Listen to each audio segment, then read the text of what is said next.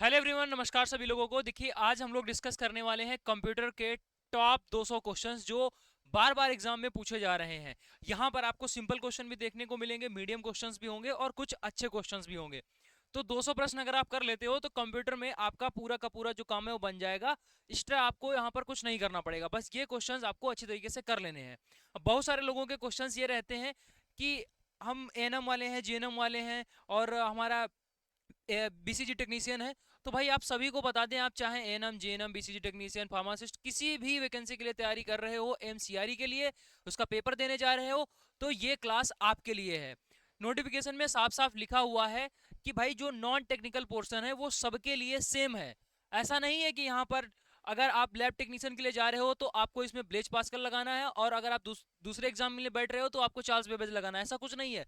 जो सही है वो सभी के लिए सही है और नॉन टेक्निकल हर एक बंदे के लिए सेम ही रखा गया। नोटिफिकेशन में साफ साफ लिखा गया है, चाहे आप लैब टेक्नीशियन में बैठो, चाहे आप एनएम में बैठो, जीएनएम में बैठो, किसी भी एग्जाम में आप बैठो। बात क्लियर हो गई? बार बार आप ये बात मत पूछिएगा, ठीक है। और यहाँ पर जैसा कि हमने बताया 200 से ज्यादा ही क्वेश्चंस रहेंगे और जो हम यहाँ पर डिस्कस करने वाले हैं, ठीक है। तो टाइम ना वेस्ट करते हुए स्टार्ट करेंगे अपने पहले क्वेश्चन से। तो देखिए, पहला क्वेश्चन आपके पास लिखा हुआ है। क्वेश्चन में बोला गया है कंप्यूटर के जनक किसे माना जाता है, कंप्यूटर का जनक कौन है। एकदम बेसिक सा आसान सा प्रश्न है, सब लोगों को पता है, चार्ल्स बेबेज। तो कंप्यूटर के जनक कौन हो जाएंगे? Charles Babbage. आसान सा प्रश्न है, ठीक है। तो यहां पर हम ज्यादा जो है एक्सप्लेनेशन ना करते हुए चीजों को आगे बढ़ाएंगे, क्योंकि 200 क्वेश्चंस हैं। कुछ चीजें हैं जो वर्बली आपको बताते रहेंगे, ठीक है। इसके अलावा जो चार्ल्स बेबेज थे उन्होंने एनालिटिकल इंजन बनाया था, वो इतना इंपॉर्टेंट नहीं है, लेकिन ये इंपॉर्टेंट है, ठीक है। आगे बढ़ने से पहले आपको बता दें कि अगर आप लैब टेक्नीशियन के स्टूडेंट हो तो आपके लिए सिलेक्शन बैच है। ये सिलेक्शन बैच इंडिया का सबसे बेस्ट बैच है लैब टेक्नीशियन वालों के लिए, जिसमें आपको नॉन टेक्निकल और टेक्निकल दोनों क्लासेस प्रोवाइड की जा रही हैं और इसके साथ साथ में टेस्ट सीरीज भी आपको दी जा रही है। क्लास नोट्स पीडीएफ जो आपको प्रोवाइड किए जाएंगे इस बैच में, उनको आप डाउनलोड भी कर सकते हो और प्रिंट भी करवा सकते हो। ये सारी चीज सिर्फ और सिर्फ आपको यहीं पर मिलेगी। कैसे इस बैच में एनरोल होना है? प्ले स्टोर पर जाइए, एजुकेशन मसाला एप्लीकेशन को डाउनलोड करके आप इसमें एनरोल कर सकते हो, ठीक है। अगर आपको सिर्फ नॉन टेक्निकल ही चाहिए तो उसके लिए हमारा ये एक बैच है जो सभी पैरामेडिकल एग्जामिनेशन के लिए बेस्ट रहने वाला है, जहां पर आपको GK, GS, computer, math, reasoning, ये सारे सब्जेक्ट कवर करवाए जाएंगे। प्ले स्टोर पे जाइए, एजुकेशन मसाला एप्लीकेशन को डाउनलोड करके अगर आपको सिर्फ पैरामेडिकल के लिए नॉन टेक्निकल वाला चाहिए तो इसमें चले जाइए, अगर आप लैब टेक्नीशियन वाले हो तो सिलेक्शन बैच में चले जाइए, ठीक है। कोई भी डाउट होता है तो उसके लिए आपको ये नंबर प्रोवाइड किया गया है, आप इस पर कॉल कर सकते हो या फिर मैसेज कर सकते हो। चलिए आगे बढ़ते हैं हम लोग अगले क्वेश्चन पर। क्वेश्चन नंबर 2 क्या दे रखा है? कंप्यूटर सिस्टम का मस्तिष्क किसे कहा जाता है? कंप्यूटर सिस्टम है उसका मस्तिष्क किसे कहते हैं? जहां से सारे जो डिसीजंस हैं, मस्तिष्क ही सारे डिसीजन लेता है। वैसे ही कंप्यूटर का भी एक मस्तिष्क होता है जिससे सारे डिसीजन और सारे कार्य किए जाते हैं। जैसे यहाँ पर ये हाथ उठा रहे हैं लेकिन इसको कोई ना कोई निर्देश दे रहा होगा, वो है हमारा माइंड। वैसे ही कंप्यूटर में जो भी काम हो रहा है, जैसे प्रिंट करना है या कुछ भी करना है, तो वो कहीं ना कहीं से निर्देश आ रहा होगा। तो वही क्या है, मस्तिष्क उसको बोला जाता है। और कंप्यूटर का मस्तिष्क किसको बोलते हैं? ये आपका होता है सीपीयू। ऑप्शन नंबर बी वाला जो है वो यहाँ पर करेक्ट हो जाएगा। चलिए भाई, अगले प्रश्न पर आगे बढ़ते हैं, क्वेश्चन नंबर 3 पर। बहुत ही स्मूथ तरीके से चलेंगे यहाँ पर। निम्नलिखित में से कौन सा कंप्यूटर डेटा की सबसे छोटी इकाई है? कंप्यूटर डेटा यानी कंप्यूटर का जो डेटा है जो स्टोर किया जाता है उसकी छोटी छोटी यूनिट्स हैं, ठीक है। जैसे आप पानी स्टोर करते हो कहीं ग्लास में, बाल्टी में और बाउल में, और बहुत बड़ा जब आपको पानी का स्टोरेज करना होता है घर में तो फिर आप टंकी लगाते हो, या अगर ग्राउंड में करना होता है तो बड़े बड़े तालाब बने होते हैं। तो ये क्या है? स्टोरेज की कैपेसिटी है। ग्लास में आप करोगे तो मुश्किल से 100 ml आएगा, 50 ml आएगा। बाल्टी में करोगे 5 लीटर आएगा, 10 लीटर आएगा। तो ये 5 लीटर, 10 लीटर, ये क्या है? ये जो है स्टोरेज की कैपेसिटी है। वैसे ही यहाँ पर डेटा स्टोर की कैपेसिटी होती है, उसको अलग नाम दिया जाता है। देखो, पानी को हम लीटर वगैरह में स्टोर करते हैं, ठीक है। तो उसी तरीके से होता है। तो इसमें बोला गया है कि सबसे छोटी इकाई बता दीजिए, डेटा स्टोरेज की सबसे छोटी इकाई। तो सबसे छोटी इकाई जो होती है वो होती है बिट, ठीक है। सबसे छोटी इकाई जो होती है वो बिट होती है। बार बार ये क्वेश्चन पूछा जाता है और अभी आप आगे देखोगे कि कितने बिट में कितने बाइट है, ये सब कुछ जो है हम डिस्कस करेंगे। 200 प्रश्न हो जाने के बाद में आप कहोगे कि आपका पूरा कंप्यूटर जो है वो एक तरीके से रिवाइज हो गया। चलिए आगे बात करते हैं यहाँ पर क्वेश्चन नंबर 4 की। दे रखा है रैम का पूरा नाम। तो रैम का पूरा नाम पूछ रहा है, तो रैम का पूरा नाम क्या हो जाएगा? आर से क्या हो गया रैंडम, ए से क्या हो जाएगा एक्सेस, एम से क्या हो जाएगा मेमोरी। रैंडम एक्सेस मेमोरी कौन सा ऑप्शन है भाई, random access memory, option number B वाला जो है वो करेक्ट हो जाएगा, रैंडम एक्सेस मेमोरी। अगर यहीं पर दे रखा होता रोम तो उसको बोलेंगे रीड ओनली मेमोरी, अगर यहीं पर रोम दे रखा होता तो उसको हम बोलते रीड ओनली मेमोरी। ठीक है, रोम दे रखा होता तो रीड ओनली मेमोरी। ठीक है, तो यहाँ पर रैम का हो जाएगा रैंडम एक्सेस मेमोरी। चलिए क्वेश्चन नंबर 5 पर आते हैं, क्या दे रखा है, कौन सी मेमोरी गैर वाष्पशील या नॉन वोलाटाइल है। ठीक है, ये क्वेश्चन बहुत ही ज्यादा पूछा जाता है और जरूरी नहीं हर बार आपका गैर वाष्पशील लिखा हुआ हो, इसी बात को वो हिंदी में लिख सकते हैं ऐसे करके, नॉन वोलाटाइल, ऐसा करके लिखा जा सकता है नॉन वोलाटाइल, नॉन वोलाटाइल। तो इसमें देखो हमारे पास में सिर्फ दो ही बातें हो सकती हैं इसमें, ये या तो रैम होगा या रोम होगा। देखो दो ही होती हैं और इसमें बहुत कंफ्यूजन रहता है। देखो दो तरीके की मेमोरी होती है, एक वोलाटाइल होती है एक नॉन वोलाटाइल होती है। ठीक है, वोलाटाइल एक होती है और एक नॉन वोलाटाइल होती है। तो इसमें बहुत ज्यादा कंफ्यूजन रहता है कि नॉन वोलाटाइल किसको बोलेंगे, वोलाटाइल किसको बोलेंगे। ठीक है, तो आज कंफ्यूजन आपका हम दूर कर दे रहे हैं, एक आसान सी ट्रिक है जिसको आप बहुत दिमाग में रखिएगा और इसको याद रखिएगा। देखो इसमें क्या है, डबल ओ है। देखो ओ जो है इसमें दो बार है, यानी ओ जहां ज्यादा है तो ओ वाला ही आंसर होगा भाई। तो ये नॉन वोलाटाइल कौन हो जाएगा, ये इसका करेक्ट आंसर हो जाएगा। अगर सिर्फ वोलाटाइल बोला जाएगा तो ये हमारे पास में रैम होगा, अगर सिर्फ वोलाटाइल बोला जाएगा तो क्या होगा, रैम होगा। डबल ओ आ गया इसका मतलब है रोम जाएगा। बात क्लियर हो गई। अब कभी भी ये बात गलत नहीं होनी चाहिए भाई, अगर नॉन वोलाटाइल बोला जाएगा डबल ओ है तो आंसर हमारा ओ हो जाएगा, ठीक, और नहीं है तो फिर हमारा आंसर रैम होगा। चलिए इसका आंसर आप बता दो। इसी तरीके से इसमें स्थाई और अस्थाई भी होता है।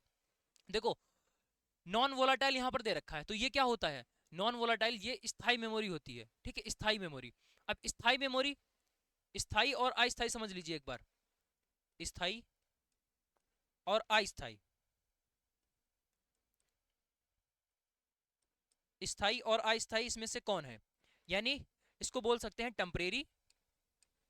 ठीक है, ये आपका टेम्परेरी और ये परमानेंट। ठीक है, तो ये आपका हो गया टेम्परेरी और ये है परमानेंट। तो थोड़ा सा रिलेट करेंगे, जो आपकी रैम होती है, कभी कभी जब आपका, जैसे आप बहुत सारी स्लाइड खोल देते हो फोन में एंड फोन स्विच ऑफ हो जाता है, तो स्विच ऑफ होने के बाद में जब दोबारा से उसको ऑन करते हो तो रिसेंट में जितने भी आइटम खुले थे वो सारे के सारे बंद हो जाते हैं, सब कुछ हट जाता है। ठीक है, इसका मतलब है कि वो टेम्परेरी था जो कि डिलीट हो चुका है। जैसे ही हमने कंप्यूटर बंद किया, मोबाइल बंद किया, तो सब कुछ डेटा डिलीट हो गया, आपने क्या क्या पीछे खोला था सब कुछ चला जाता है। ठीक है, तो वो आता है आपका अस्थाई, ये होता है किसमें, रैम में। और स्थाई होता है रोम।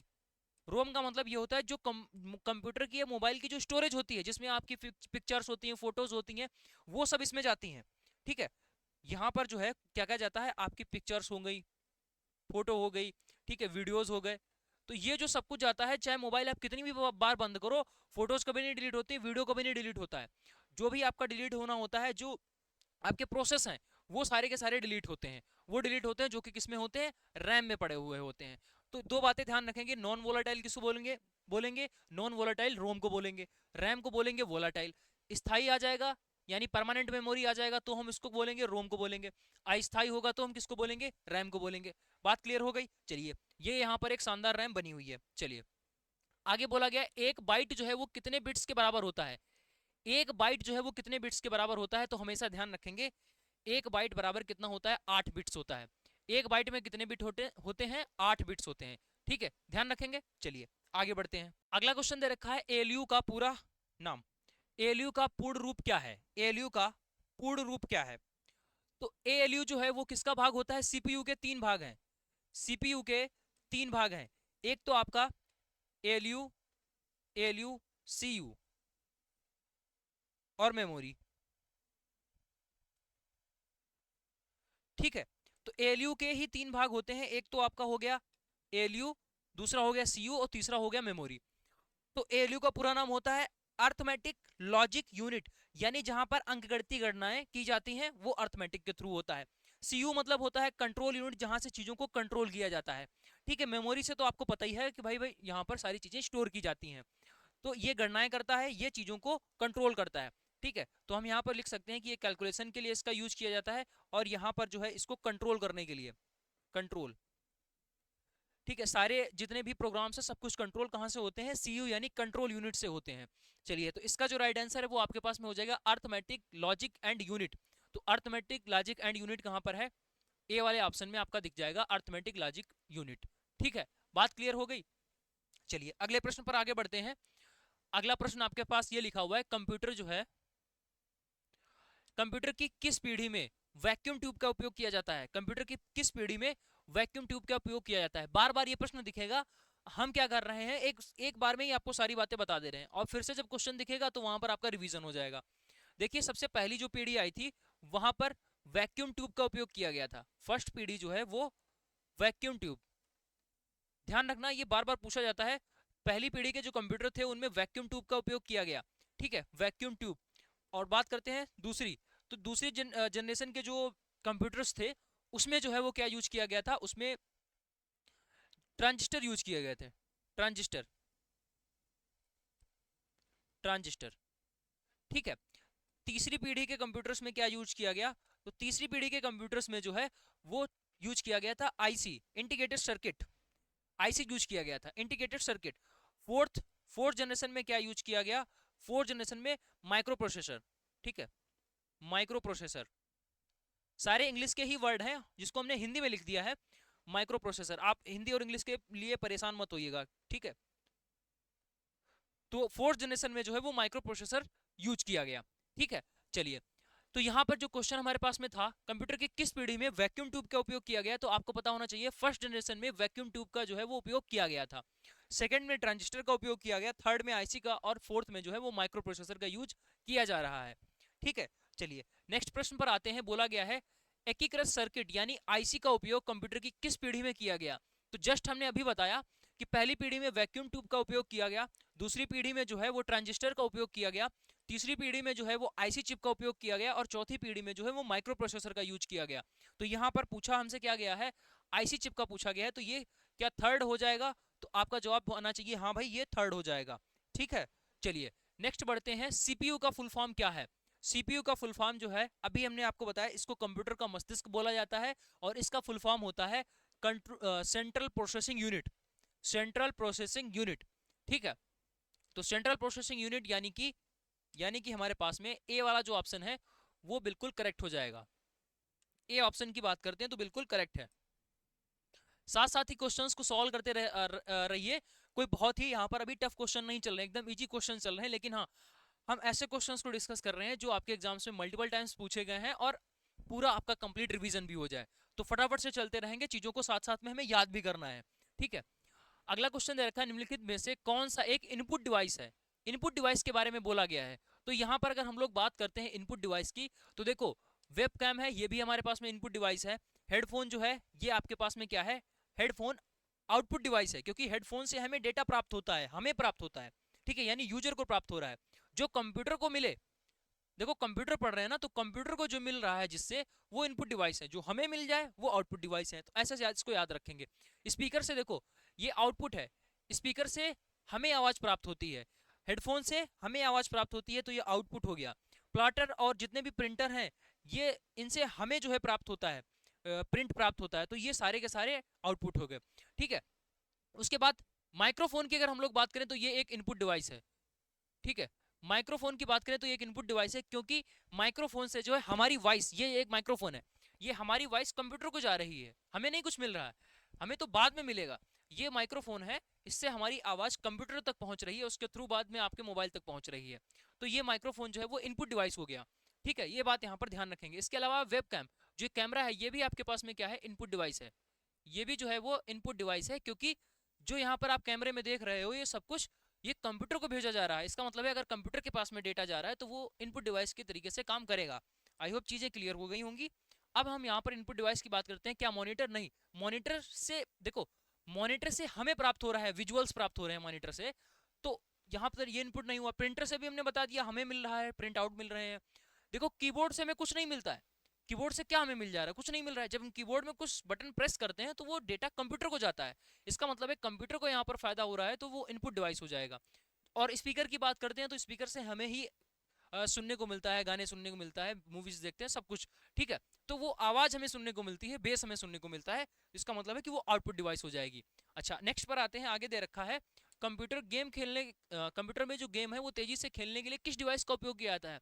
तो कंप्यूटर में गेम खेलने के लिए ऐसा, जैसे गाड़ी का जो गियर होता है उसी के तरीके से होता है, जैसे गाड़ी जैसे आप GTA वाई सिटी या अदर गेम्स जो भी हैं वो खेलते होगे, तो उसमें क्या है, अगर कंप्यूटर्स की कंप्यूटर के जो एरो की होती हैं चार, आगे पीछे दाएं बाएं, उसका यूज करो, या फिर आप इस जॉयस्टिक का उपयोग कर सकते हो, जहां पर ये गियर नॉब्स दे रखा है, उसको आगे बढ़ाओगे तो जो गेम में आपका जो भी कैरेक्टर होगा या गाड़ी होगी, कुछ भी होगा, तो वो आगे बढ़ने लगेगा, ठीक है। इसको रिवर्स करोगे तो ये जो है वो रिवर्स करेगा। तो ये ऐसे ऐसे वीडियोस में आपने देखा होगा। तो ये क्या है, जॉयस्टिक इसको बोला जाता है, ठीक है। गेम खेलने के लिए इसका उपयोग किया जाता है ताकि स्मूथ तरीके से, इस तरीके से खेला जाए। जैसे पबजी वगैरह बीच में बहुत ज्यादा वायरल हुआ था, तो उसको अलग अलग डिवाइसेस के साथ में लोग खेल रहे थे, तो वो ज्यादा प्रो तरीके से खेल पा रहे थे एज कम्पेयर टू जो हाथ से खेल रहे हैं या एनीथिंग एल्स, ठीक है। चलिए, समझ में आ गया। तो गेम खेलने के लिए जॉयस्टिक का उपयोग किया जाता है। अगला क्वेश्चन है, निम्नलिखित में से कौन एक आउटपुट डिवाइस है। तो हम लोग इनपुट के बारे में समझ चुके थे और वहां पर हमने आउटपुट के बारे में भी आपको बताया था, ठीक है। वही सारे आपके पास में चीजें दे रखी हैं। माउस की बात करते हैं। देखो, माउस से जो है हमें कुछ नहीं मिल रहा है। माउस से जब हम क्लिक करते हैं या आगे पीछे करते हैं माउस को, तो निर्देश किसको जा रहा है, कंप्यूटर को जा रहा है। इसका मतलब है कि ये एक इनपुट डिवाइस है, इसमें कंप्यूटर को फायदा हो रहा है। कीबोर्ड में जो भी हम प्रेस कर रहे हैं वो सब कुछ कंप्यूटर के पास में जा रहा है, हमें कीबोर्ड से कुछ नहीं मिल रहा है, तो ये भी एक इनपुट डिवाइस है। और बात करते हैं स्कैनर की, तो स्कैनर में डेटा कंप्यूटर को ही जा रहा है। स्कैनर में होता है, जैसे हमारे पास में कोई भी, सपोज मान लेते हैं कि ये हमारे पास में एक नोट्स लिखा हुआ है, ठीक है। तो इस नोट्स को अगर हमें ये तो हमारे पास में इसको बोला जाता है हार्ड कॉपी, ठीक है। हार्ड कॉपी किसमें प्रिंट है, तो ये हार्ड कॉपी। अगर हमें हमें इसको सॉफ्ट कॉपी में बदलना है, सॉफ्ट कॉपी का मतलब ये हो गया कि इसको जो भी यहाँ पे लिखा हुआ है, इसको हम कंप्यूटर पर पहुंचा दें। ये भी एक कंप्यूटर है, ठीक है। ये भी पूरा प्रॉपर कंप्यूटर है, आपको दिखाएं, ये पूरा कंप्यूटर है। देखो, ये डिस्प्ले है, यहाँ से ये स्टार्ट बटन है, और ये पूरा आपका डिस्प्ले WPS वगैरह खुला है, ठीक है। ये आपका दिस PC हो गया, तो ये पूरा एक कंप्यूटर है, ठीक है। तो अगर इस फाइल को, मतलब ये जो हार्ड कॉपी है, जब ये कंप्यूटर में पहुंच जाती है तो वो सॉफ्ट कॉपी बन जाती है। कल को आपसे पूछ सकता है कि हार्ड कॉपी को सॉफ्ट कॉपी में बदलने के लिए कौन सी डिवाइस का उपयोग करते हैं, तो आपका जवाब होना चाहिए स्कैनर। यानी किसी भी डॉक्यूमेंट्स को, फाइल को आप कंप्यूटर में डाल सकते हो, ठीक है। वो किसके थ्रू, स्कैनर के थ्रू। यानी इस हार्ड कॉपी को हम सॉफ्ट कॉपी में कन्वर्ट कर सकते हैं, ठीक है। जब ये कंप्यूटर में पहुंच जाएगी तो उसको सॉफ्ट कॉपी बोला जाएगा।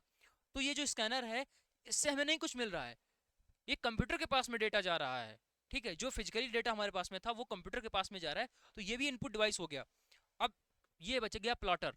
प्लॉटर से जो है चीजें प्रिंट होती हैं, ये एक प्रकार का प्रिंटर ही है, और प्रिंट करने के बाद डेटा तो हमें ही मिलेगा भाई। प्रिंट करने के बाद जो भी आएगा, जैसे ये ही कॉपी है तो ये प्रिंट किया हुआ है ना, तो ये प्रिंट करने के बाद में ही हमको मिला है, ये अब हमें मिल गया तो हमारा फायदा, यानी ये आउटपुट हो गया, ठीक है। इसको आप ऐसे याद रखेंगे। चलिए आगे बात करते हैं, डिजिटल कैमरा किस प्रकार का एक डिवाइस है, डिजिटल कैमरा।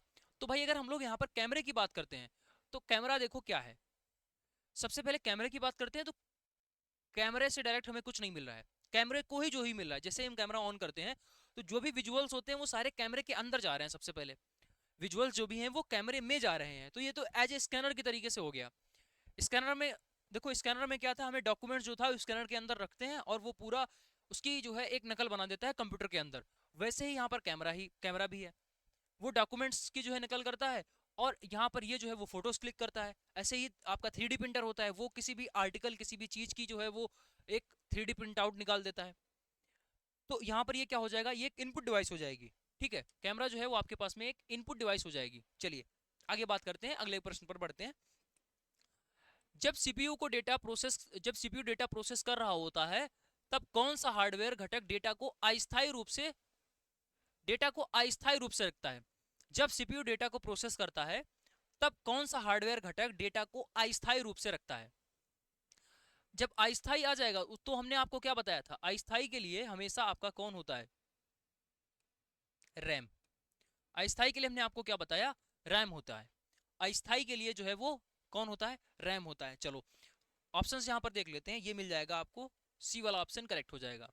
चलिए आगे बढ़ते हैं। अगला प्रश्न दे रखा है विंडोज, अगला प्रश्न आपका दे रखा है विंडोज ओएस क्या है। विंडोज ओएस का फुल फॉर्म जो होता है वो क्या है, ऑपरेटिंग सिस्टम है, ठीक है।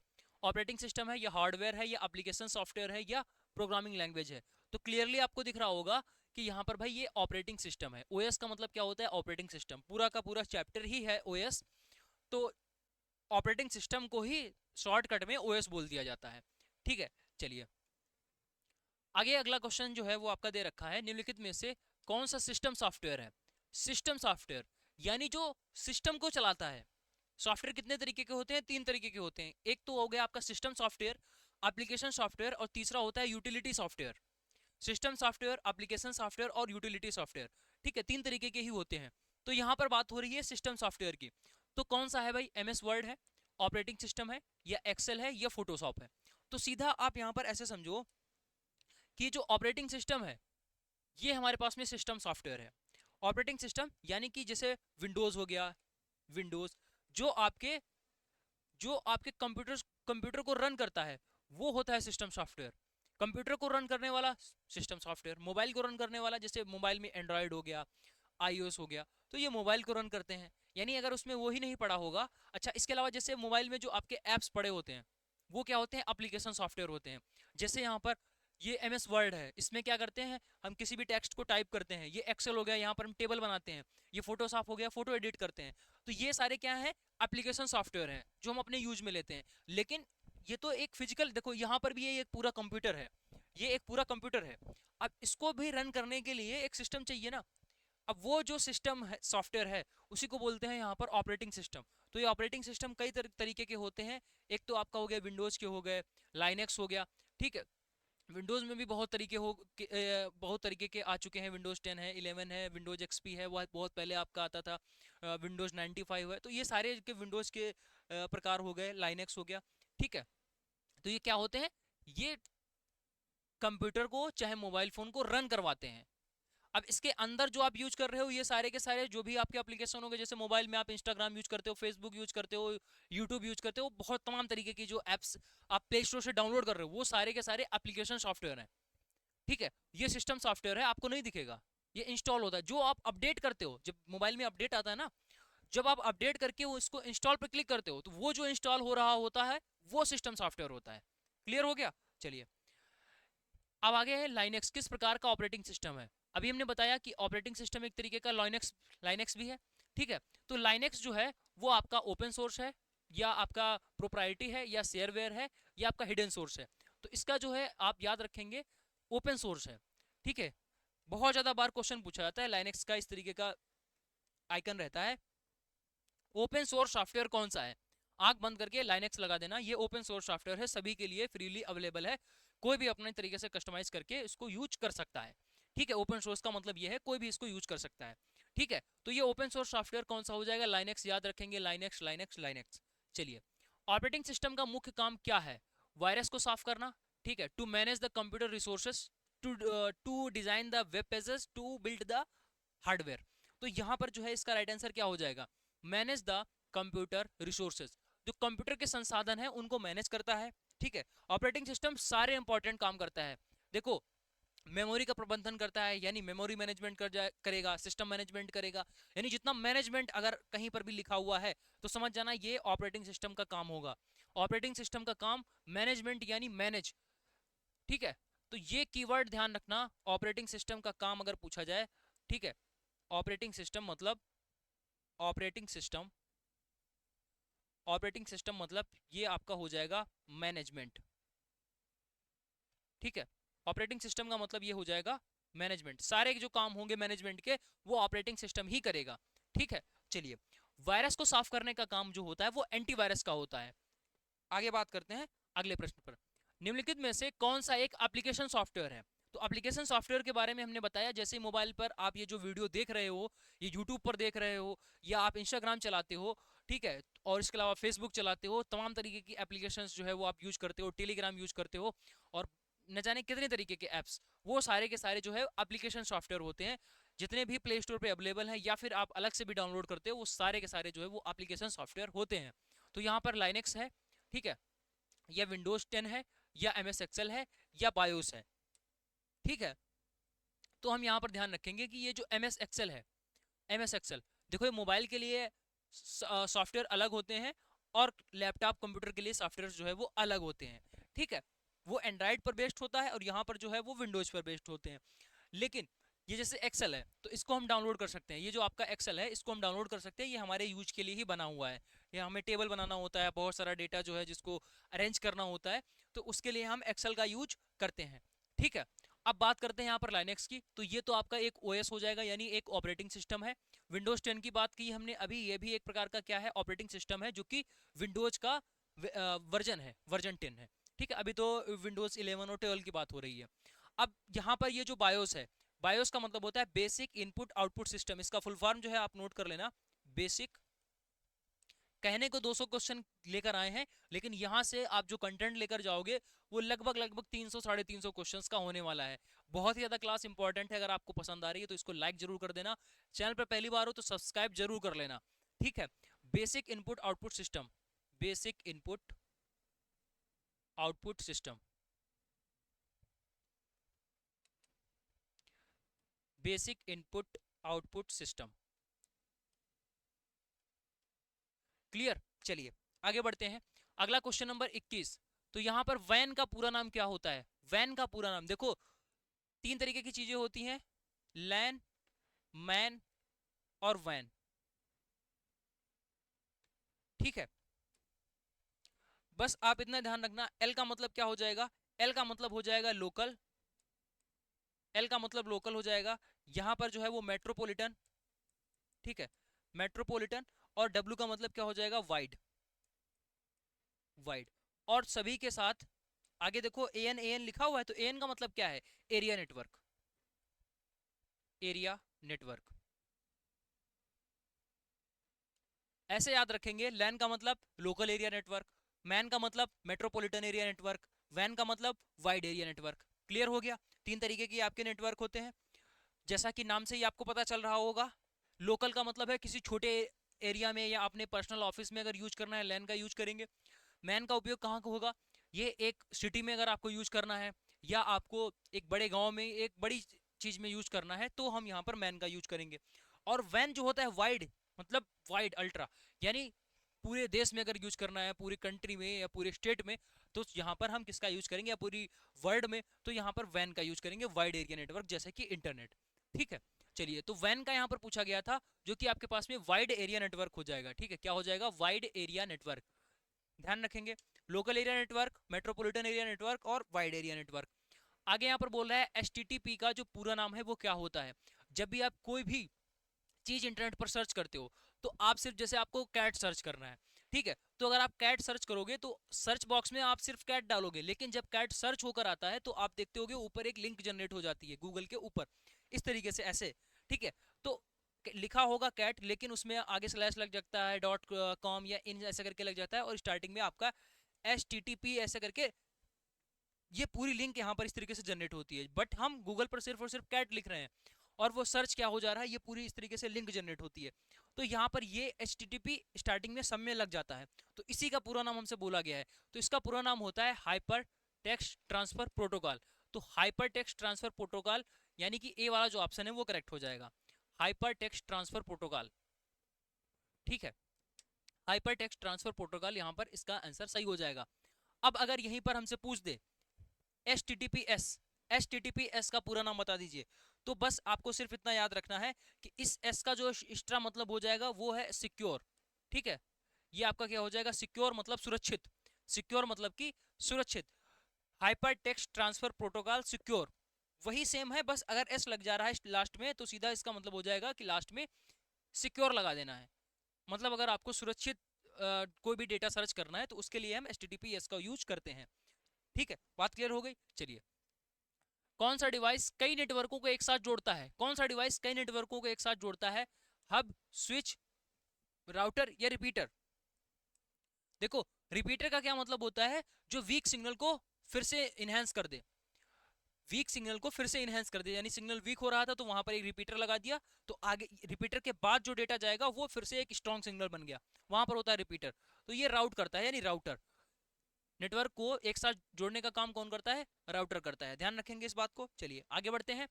इंटरनेट पर प्रत्येक इंटरनेट पर प्रत्येक डिवाइस को दिए जाने वाले विशिष्ट पते को क्या कहा जाता है? बहुत बार आपने सुना होगा कि उन्होंने जो है वो साइबर क्राइम किया, कंप्यूटर पर जो है वो कुछ भी अपना कर रहे हैं और वहां से साइबर क्राइम किया और पुलिस ने जो है उनको उनके आईपी एड्रेस से ट्रेस कर लिया। यानी कुछ भी जो आप इंटरनेट पर जब भी आप कनेक्ट होते हो, जब भी आप इंटरनेट पर कनेक्ट होते हो, तो आपका एक यूनिक आईपी एड्रेस जनरेट होता है, जिससे देखो हर एक डिवाइस के लिए आईपी एड्रेस अलग अलग रहता है, और जितनी बार आप उससे कनेक्ट करते हो हर बार आईपी एड्रेस आपका बदलता रहता है। ठीक है, जैसे हर एक पर्सन का जो डीएनए है वो अलग अलग होता है, वैसे ही हर एक कंप्यूटर का जैसे ही आप इंटरनेट से कनेक्ट होते हो तो आपका एक यूनिक आईपी एड्रेस जनरेट होता है, जिससे आपको ट्रेस किया जा सकता है। ठीक है, अगर इन फ्यूचर आप कुछ भी गलत कर रहे हो, कुछ भी ऐसा कर रहे हो, तो वहां से आप ट्रेस किया जा सकते हो। जैसा कि अभी लास्ट टाइम एक केस हुआ था कि किसी ने जो है वो टेलीग्राम पर किसी टीचर का जो बैच था उसको फ्री कर दिया था। ठीक है, तो वहां पर क्या हुआ कि जैसे ही पुलिस एक्टिवेट हुई तो उसने क्या किया, सीधा आईपी एड्रेस से जो बंदा था उसकी पूरी डिटेल निकाल दी, तो आईपी एड्रेस ट्रेस करके जो है वो पुलिस आप तक पहुंच सकती है। ठीक है, तो इंटरनेट पर प्रत्येक डिवाइस को दिए जाने वाला एक विशिष्ट पता है भाई, एक यूनिक है, वो सिर्फ उसी बंदे के लिए होगा, उसी की डिवाइस के लिए होगा। तो यहाँ पर MAC address, IP address, web address और एचटीटीपी एड्रेस, तो कंफ्यूज मत होना, आईपी एड्रेस। ठीक है, बहुत बार सुना होगा आपको, सुनी हुई चीजें ध्यान में आपको यहाँ पर रखनी है। मूवीज में ये वर्ड बहुत बार सुना होगा, आईपी एड्रेस ट्रेस करो, इसका आईपी एड्रेस निकालो। ठीक है, जब भी हमें क्रिमिनल्स को पकड़ना होता है तो ज्यादातर अगर आप ऐसी मूवीज देखते हो तो आपको ये वर्ड देखने को जरूर मिला होगा। आगे बात करते हैं ईमेल भेजने के लिए किस प्रोटोकॉल का उपयोग किया जाता है। ईमेल भेजने के लिए, तो ईमेल भेजने के लिए जो है वो यहाँ पर SMTP का उपयोग किया जाता है। SMTP का उपयोग करते हैं मेल भेजने के लिए। इसका फुल फॉर्म क्या होता है? इसका फुल फॉर्म होता है सिंपल मेल। ठीक है, इसका फुल फॉर्म होता है simple mail transfer protocol, simple mail transfer protocol, simple mail transfer, सीधा नाम से ही पता चल रहा है, सिंपल मेल ट्रांसफर प्रोटोकॉल। ठीक है, HTTP का हमने बता दिया, हाइपर टेक्स्ट ट्रांसफर प्रोटोकॉल। अब यहां पर आता है POP3। ठीक है, तो पोस्ट ऑफिस ये होता है, पोस्ट ऑफिस वर्जन 3। POP3 का क्या मतलब होता है? Post office version 3। ये क्या होता है? मेल को डाउनलोड करने के लिए इसका उपयोग किया जाता है। मेल को मेल को डाउनलोड करने के लिए, मेल को डाउनलोड, देखो बहुत ज्यादा एक्सप्लेनेशन नहीं करेंगे, बट जहां पर हमें लगता है ये इंपॉर्टेंट है वो चीज हम आपको बता दे रहे हैं। और इसका जो फुल फॉर्म होता है फाइल ट्रांसफर प्रोटोकॉल, इसका क्या होता है? FTP का होता है file transfer protocol, file transfer. ठीक है, फाइल ट्रांसफर प्रोटोकॉल।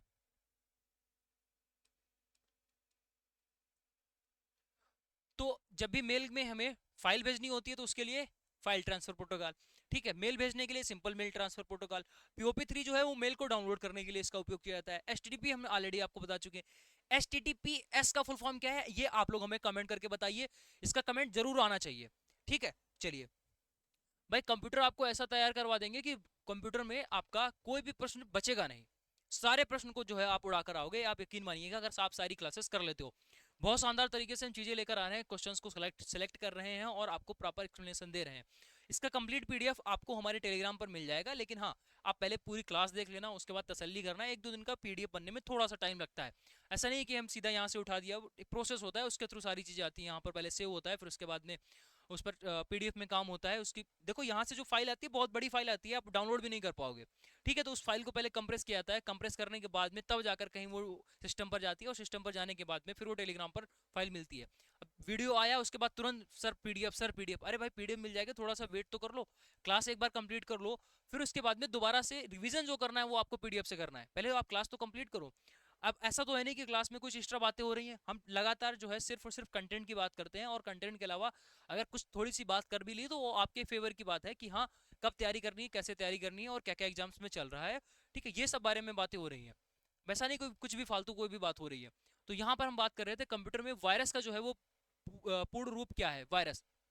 ठीक है, तो वायरस का जो फुल फॉर्म हो जाएगा वो vital information resources under seize.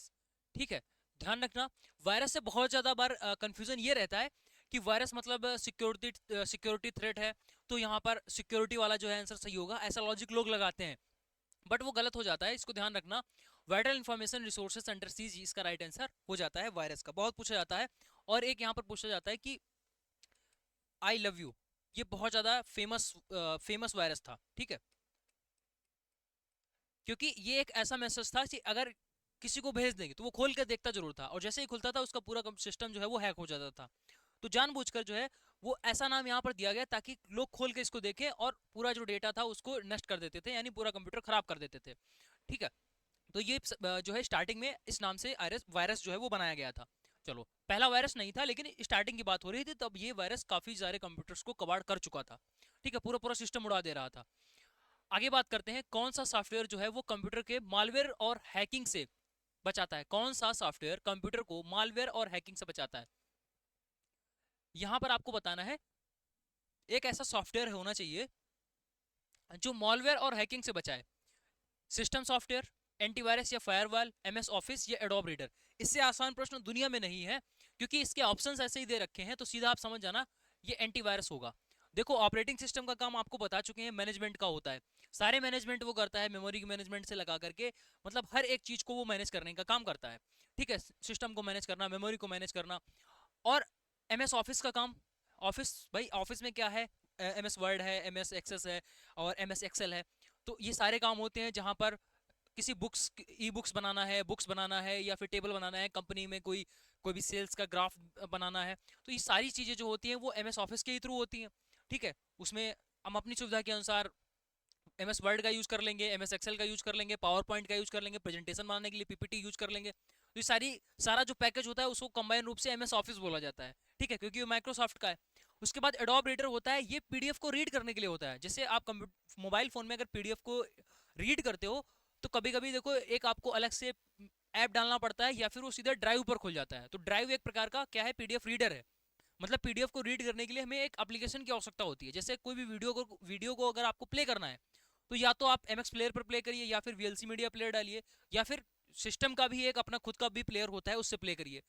तो हर एक चीज को रन करने के लिए आपको सिस्टम उसकी एप्लीकेशन सॉफ्टवेयर की नीड होती है।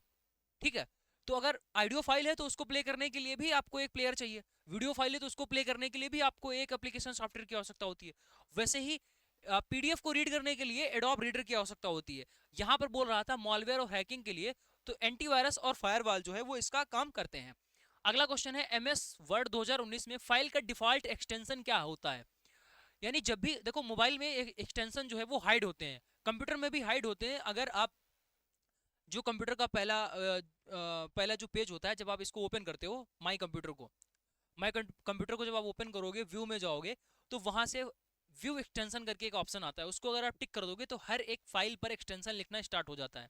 ठीक है, वो जैसे अगर कोई भी वीडियोस वाली फाइल है तो पहले नाम लिखा होगा, फिर लास्ट में लिखा होता है, जैसे आईफोन में लिखा होता है MOV। ठीक है, या एंड्रॉयड में आपका लिखा होता है .mp4। तो ये जितने भी वीडियोस फाइल होती हैं उनमें कुछ ऐसा लिखा हुआ नजर आता है। या कभी आपने ध्यान दिया होगा कि अगर आप किसी की कॉल रिकॉर्डिंग वगैरह करते हो, तो .mp3 करके लिख के आता है, .mp3 करके लिख के आता है। ठीक है, ऐसे ही .exe करके होता है जब कोई एक प्रकार का एप्लीकेशन है, सॉफ्टवेयर है, जिसको अभी इंस्टॉल करना बाकी है। ठीक है, ये एक ऐप है, तो उसके लिए फाइल होती है .exe करके होती है। वैसे ही हमसे यहाँ पर पूछ रहा है कि सिर्फ हम फाइल को खोलेंगे नहीं, बाहर से ही देखकर बता देंगे, उसके एक्सटेंशन को देखकर हम बता देंगे कि ये फाइल कैसी है। अगर टेक्स्ट है तो इसका मतलब है कि ये नोटबुक की फाइल है। ये क्वेश्चन पूछा जाता है, नोटबुक, या आप इसको बोल सकते हो नोट पैड। ठीक है, .dox है, इसका मतलब है ये एमएस ऑफिस है, एमएस ऑफिस की फाइल है। यह पूछा जाएगा एमएस ऑफिस का एक्सटेंशन बता दीजिए। .xls जो है वो एमएस एक्सेल का है, एमएस एक्सेल का है, इसकी फाइल है एक्सेल। और ये PPTX जो है वो पावर पॉइंट, पावर पॉइंट। सारे के सारे हमने एक्सटेंशन बता दिए, ये चार के चारों पूछे जाते हैं। ये MP4 और MP3 वाला नहीं पूछा जाता, ये आपको समझाने के लिए हमने बताया कि इसका क्या यूज होता है। अब हमसे पूछ रहा था भाई यहाँ पर MS वर्ड का, तो MS वर्ड का क्या हो जाएगा, .dox। ठीक है, पुराने वर्जन जो आते थे, यानी 2019 से पहले जो आते थे, उनमें X नहीं लगा हुआ होता था। अगर कहीं पर सिर्फ .doc लिखा है तब भी उसको हम मानेंगे कि ये ऑफिस का ही है। अगर .xls है तब भी हम इसको मानेंगे कि एक्सेल का ही है। ये 2019 के बाद में ये X जो वर्ड है ये लगना स्टार्ट हो गया। इसके पहले जो था वो .ppt था, .xls था, .doc था। ठीक है, समझ में आ गया? चलो, MS एक्सेल में फार्मूला हमेशा किस चिन्ह से लिखा जाता है? MS एक्सेल में जो फार्मूले होते हैं बहुत तरीके के, उनको लिखने से पहले कौन सा एक चिन्ह लगाया जाता है, चाहे कोई भी फार्मूला आप लिखो तो हमेशा यार भाई बराबर का साइन लगाते हैं ना। भाई सीधा मैथ्स में ही समझ लो, जब भी हमें कोई फार्मूला लिखना होता है, आयत की लंबाई कितनी है, ए प्लस बी का होल स्क्वायर कितना है, तो जो भी फार्मूला हम लिखेंगे बराबर का तो साइन लगाएंगे ना। तो बस वही से आप इसको याद रखेंगे कि हमेशा बराबर का साइन लगाते हैं। ठीक, चलिए इसके बाद अगर कहीं पर पूछ दे कि कंपलसरी जो है वो एज द रेट का यूज किस में होता है, तो ईमेल में कंपलसरी एज द रेट का यूज होता है, ईमेल हो गया, जीमेल हो गया। ठीक है, नेक्स्ट प्रश्न है चयनित टेक्स्ट को कॉपी करने के लिए, कोई भी टेक्स्ट को अगर आपको कॉपी करना है तो किस शॉर्टकट का यूज होगा। कॉपी मतलब सी, कॉपी मतलब सी यानी control plus C, control plus सी। ठीक है, कंट्रोल प्लस एक्स किसके लिए होता है, ये आपका कट करने के लिए होता है। कट का मतलब क्या हुआ, देखो जैसे यहाँ पर ये गोला बना हुआ है, अगर हम इसको कॉपी करके दूसरी जगह पेस्ट करेंगे तो ये यहाँ पर रहेगा ही रहेगा और एक गोला और बन जाएगा। लेकिन अगर हम इसको कंट्रोल प्लस एक्स कर दें, कट कर दें, तो ये यहाँ से गायब हो जाएगा, फिर यहाँ पर पहुंचेगा। बात समझ में आ गई। कट का मतलब होता है, कट का मतलब एक तरीके से आप इसको याद रखेंगे मूव। कॉपी और मूव में अंतर समझ गए। मूव का मतलब है कि इधर से उठ के आप उधर चले गए, कॉपी का मतलब है यहां पर भी एक रहेगा और वहां पर भी रहेगा। ठीक है, इसके अलावा कंट्रोल प्लस जेड ये अंडू होता है, अंडू। अब अंडू का मतलब ये है कि जो भी आपने, जैसे मान लो कंप्यूटर पर कुछ काम कर रहे थे और अचानक से कोई बटन प्रेस हो गई, सपोज डिलीट ही प्रेस हो गया, सब कुछ चला गया, तो हम सीधा कंट्रोल जेड कर देंगे, वापस से सब आ जाएगा। यानी आपका जो लास्ट वाला एक्शन है उसको अगर आप फेल करना चाहते हो, यानी लास्ट में जो एक्शन किया है उसको आप खत्म करना चाहते हो, तो कंट्रोल जेड कर दो, कंट्रोल जेड कर दो, आप एक स्टेप बैक में चले जाओगे। ठीक है, जैसे यहाँ ये रियल लाइफ में नहीं होता है। ठीक है, रियल लाइफ में हम लोग सोचते हैं अगर काश हम यहाँ ना गए होते तो ऐसा नहीं होता, तो वहां पर रियल लाइफ में तो हम बैक नहीं जा सकते, लेकिन कंप्यूटर की लाइफ में हम बैक जा सकते हैं। ठीक है, चलिए, और एक स्टेप नहीं बहुत स्टेप बैक जाया जा सकता है। ठीक है, मल्टीपल टाइम्स। और वी होता है पेस्ट करने के लिए, पेस्ट। चलिए आगे बढ़ते हैं नेक्स्ट प्रश्न पर। यूआरएल, यूआरएल का पूरा नाम क्या होता है, uniform resource locator. Uniform resource locator कौन सा ऑप्शन है, यूनिफॉर्म रिसोर्स लोकेटर, यानी ए वाला जो ऑप्शन है वो आपका यहाँ पर करेक्ट है, यूनिफॉर्म रिसोर्स लोकेटर। चलिए, निम्नलिखित में से कौन सा एक वाष्पशील वोलाटाइल मेमोरी है, बता चुके हैं आपको वोलाटाइल। जब यहाँ पर नॉन वोलाटाइल होता तो रोम होता, वोलाटाइल की बात हो रही है यानी सिर्फ एक ही ओ है, तो यहाँ पर हम सीधा रैम लगा देंगे, यानी ए वाला जो ऑप्शन है वो यहाँ पर करेक्ट हो गया। किसी टेक्स्ट को पेस्ट करने के लिए किसका उपयोग करते हैं, कंट्रोल प्लस वी। सब कुछ बता चुके हैं, जो चीज ऑलरेडी बता चुके हैं उसका हम यहाँ पर बार बार जिक्र नहीं करेंगे। कंट्रोल प्लस पी से जो है वो आपका प्रिंट होता है, पेस्ट नहीं होता है। बहुत लोग गलती करेंगे कि यहाँ पर पेस्ट लिखा हुआ है तो सीधा हम यहाँ पर पी कर देंगे, नहीं ऐसा नहीं करना है, गलत हो जाएगा। तो कंट्रोल प्लस पी से क्या होता है, प्रिंट होता है। वेब पेज को रिफ्रेश करने के लिए, कोई भी वेब पेज है उसको रिफ्रेश अगर आपको करना है तो रिफ्रेश करने के लिए कंट्रोल 5 का उपयोग करते हैं, रिफ्रेश करने के लिए कंट्रोल 5 का उपयोग करते हैं, ये बात ध्यान रखेंगे। रिफ्रेश अगर आपको करना है तो F5 बटन का उपयोग करेंगे तो ये आपका रिफ्रेश हो जाएगा। बात क्लियर हो गई। चलिए आगे बढ़ते हैं। पीडीएफ का पूरा नाम क्या होता है, बार बार आप लोग पीडीएफ पीडीएफ पीडीएफ करते रहते हो, इसका पूरा नाम क्या होता है बताइएगा। Portable document format, printable document format, personal document file और डेटा पोर्ट डेटा फॉर्मेट। तो बहुत सारे लोग तो इसमें क्या बोलेंगे कि प्रिंटेबल डॉक्यूमेंट फॉर्मेट हो जाएगा, कि हम इसको प्रिंट कर सकते हैं, जबकि ऐसा नहीं है, ये होता है पोर्टेबल डॉक्यूमेंट फॉर्मेट। ठीक है, क्या होता है, पोर्टेबल डॉक्यूमेंट फॉर्मेट। आगे बढ़ते हैं। हार्ड डिस्क किस प्रकार का एक स्टोरेज डिवाइस है, हार्ड डिस्क किस प्रकार का स्टोरेज डिवाइस है, तो ये भाई प्राइमरी है, सेकेंडरी है या टर्सरी है या फिर ऑफलाइन है। ठीक है, तो ये आपका सेकेंडरी डिवाइस है, हार्ड डिस्क जो है वो आपका सेकेंडरी डिवाइस है। जो रैम होता है, रैम जो मोबाइल में ऑलरेडी स्टोर होकर आता है, हार्ड डिस्क को तो हम अलग से ही लगा सकते हैं, हार्ड डिस्क को तो अलग से ही लगा सकते हैं। तो रैम वगैरह होता है ये किस में आता है, ये प्राइमरी में आता है। रैम वगैरह जो है ये आपका किस में आता है, प्राइमरी में आता है। इसके अलावा रोम, ठीक है, रोम जो है वो आपका किस में चला जाता है, सेकेंडरी में चला जाता है। ठीक, चलिए आगे बात करते हैं, आगे बढ़ेंगे। कौन सा बाइनरी ऑन या सत्य की स्थिति को दर्शाता है, कौन सा बाइनरी अंक, देखो बाइनरी अंक सिर्फ दो होते हैं, कौन कौन, एक जीरो होता है और एक होता है, बस यही दो अंक होते हैं बाइनरी नंबर। इन्हीं नंबर से मिलकर के सारे के सारे नंबर्स को कन्वर्ट करके कंप्यूटर समझता है। कंप्यूटर यहाँ पर 40 50 60 70 नहीं समझता है, कंप्यूटर सिर्फ जीरो और एक को समझता है। मतलब अगर हमें हमें जैसे लिखना होगा 4, तो इसको बाइनरी में कन्वर्ट किया जाता है, और बाइनरी में इसका मतलब क्या हो जाएगा, बाइनरी में इसका मतलब होगा 0 0 1। देखो 4 को बाइनरी में इस तरीके से लिखा जाता है, 4 को जो है बाइनरी में इस तरीके से लिखा जाएगा, यानी कि कंप्यूटर 100 को समझ जाएगा, अच्छा आप 4 बोल रहे हो, वो 4 को नहीं समझ पाता है। ठीक है, तो यही चीज यहाँ पर बोली गई है। 0 और 1 होता है बाइनरी। पूछा जाएगा कि टोटल बाइनरी नंबर कितने होते हैं, तो आप जवाब देना 2 होते हैं, एक ये और एक ये।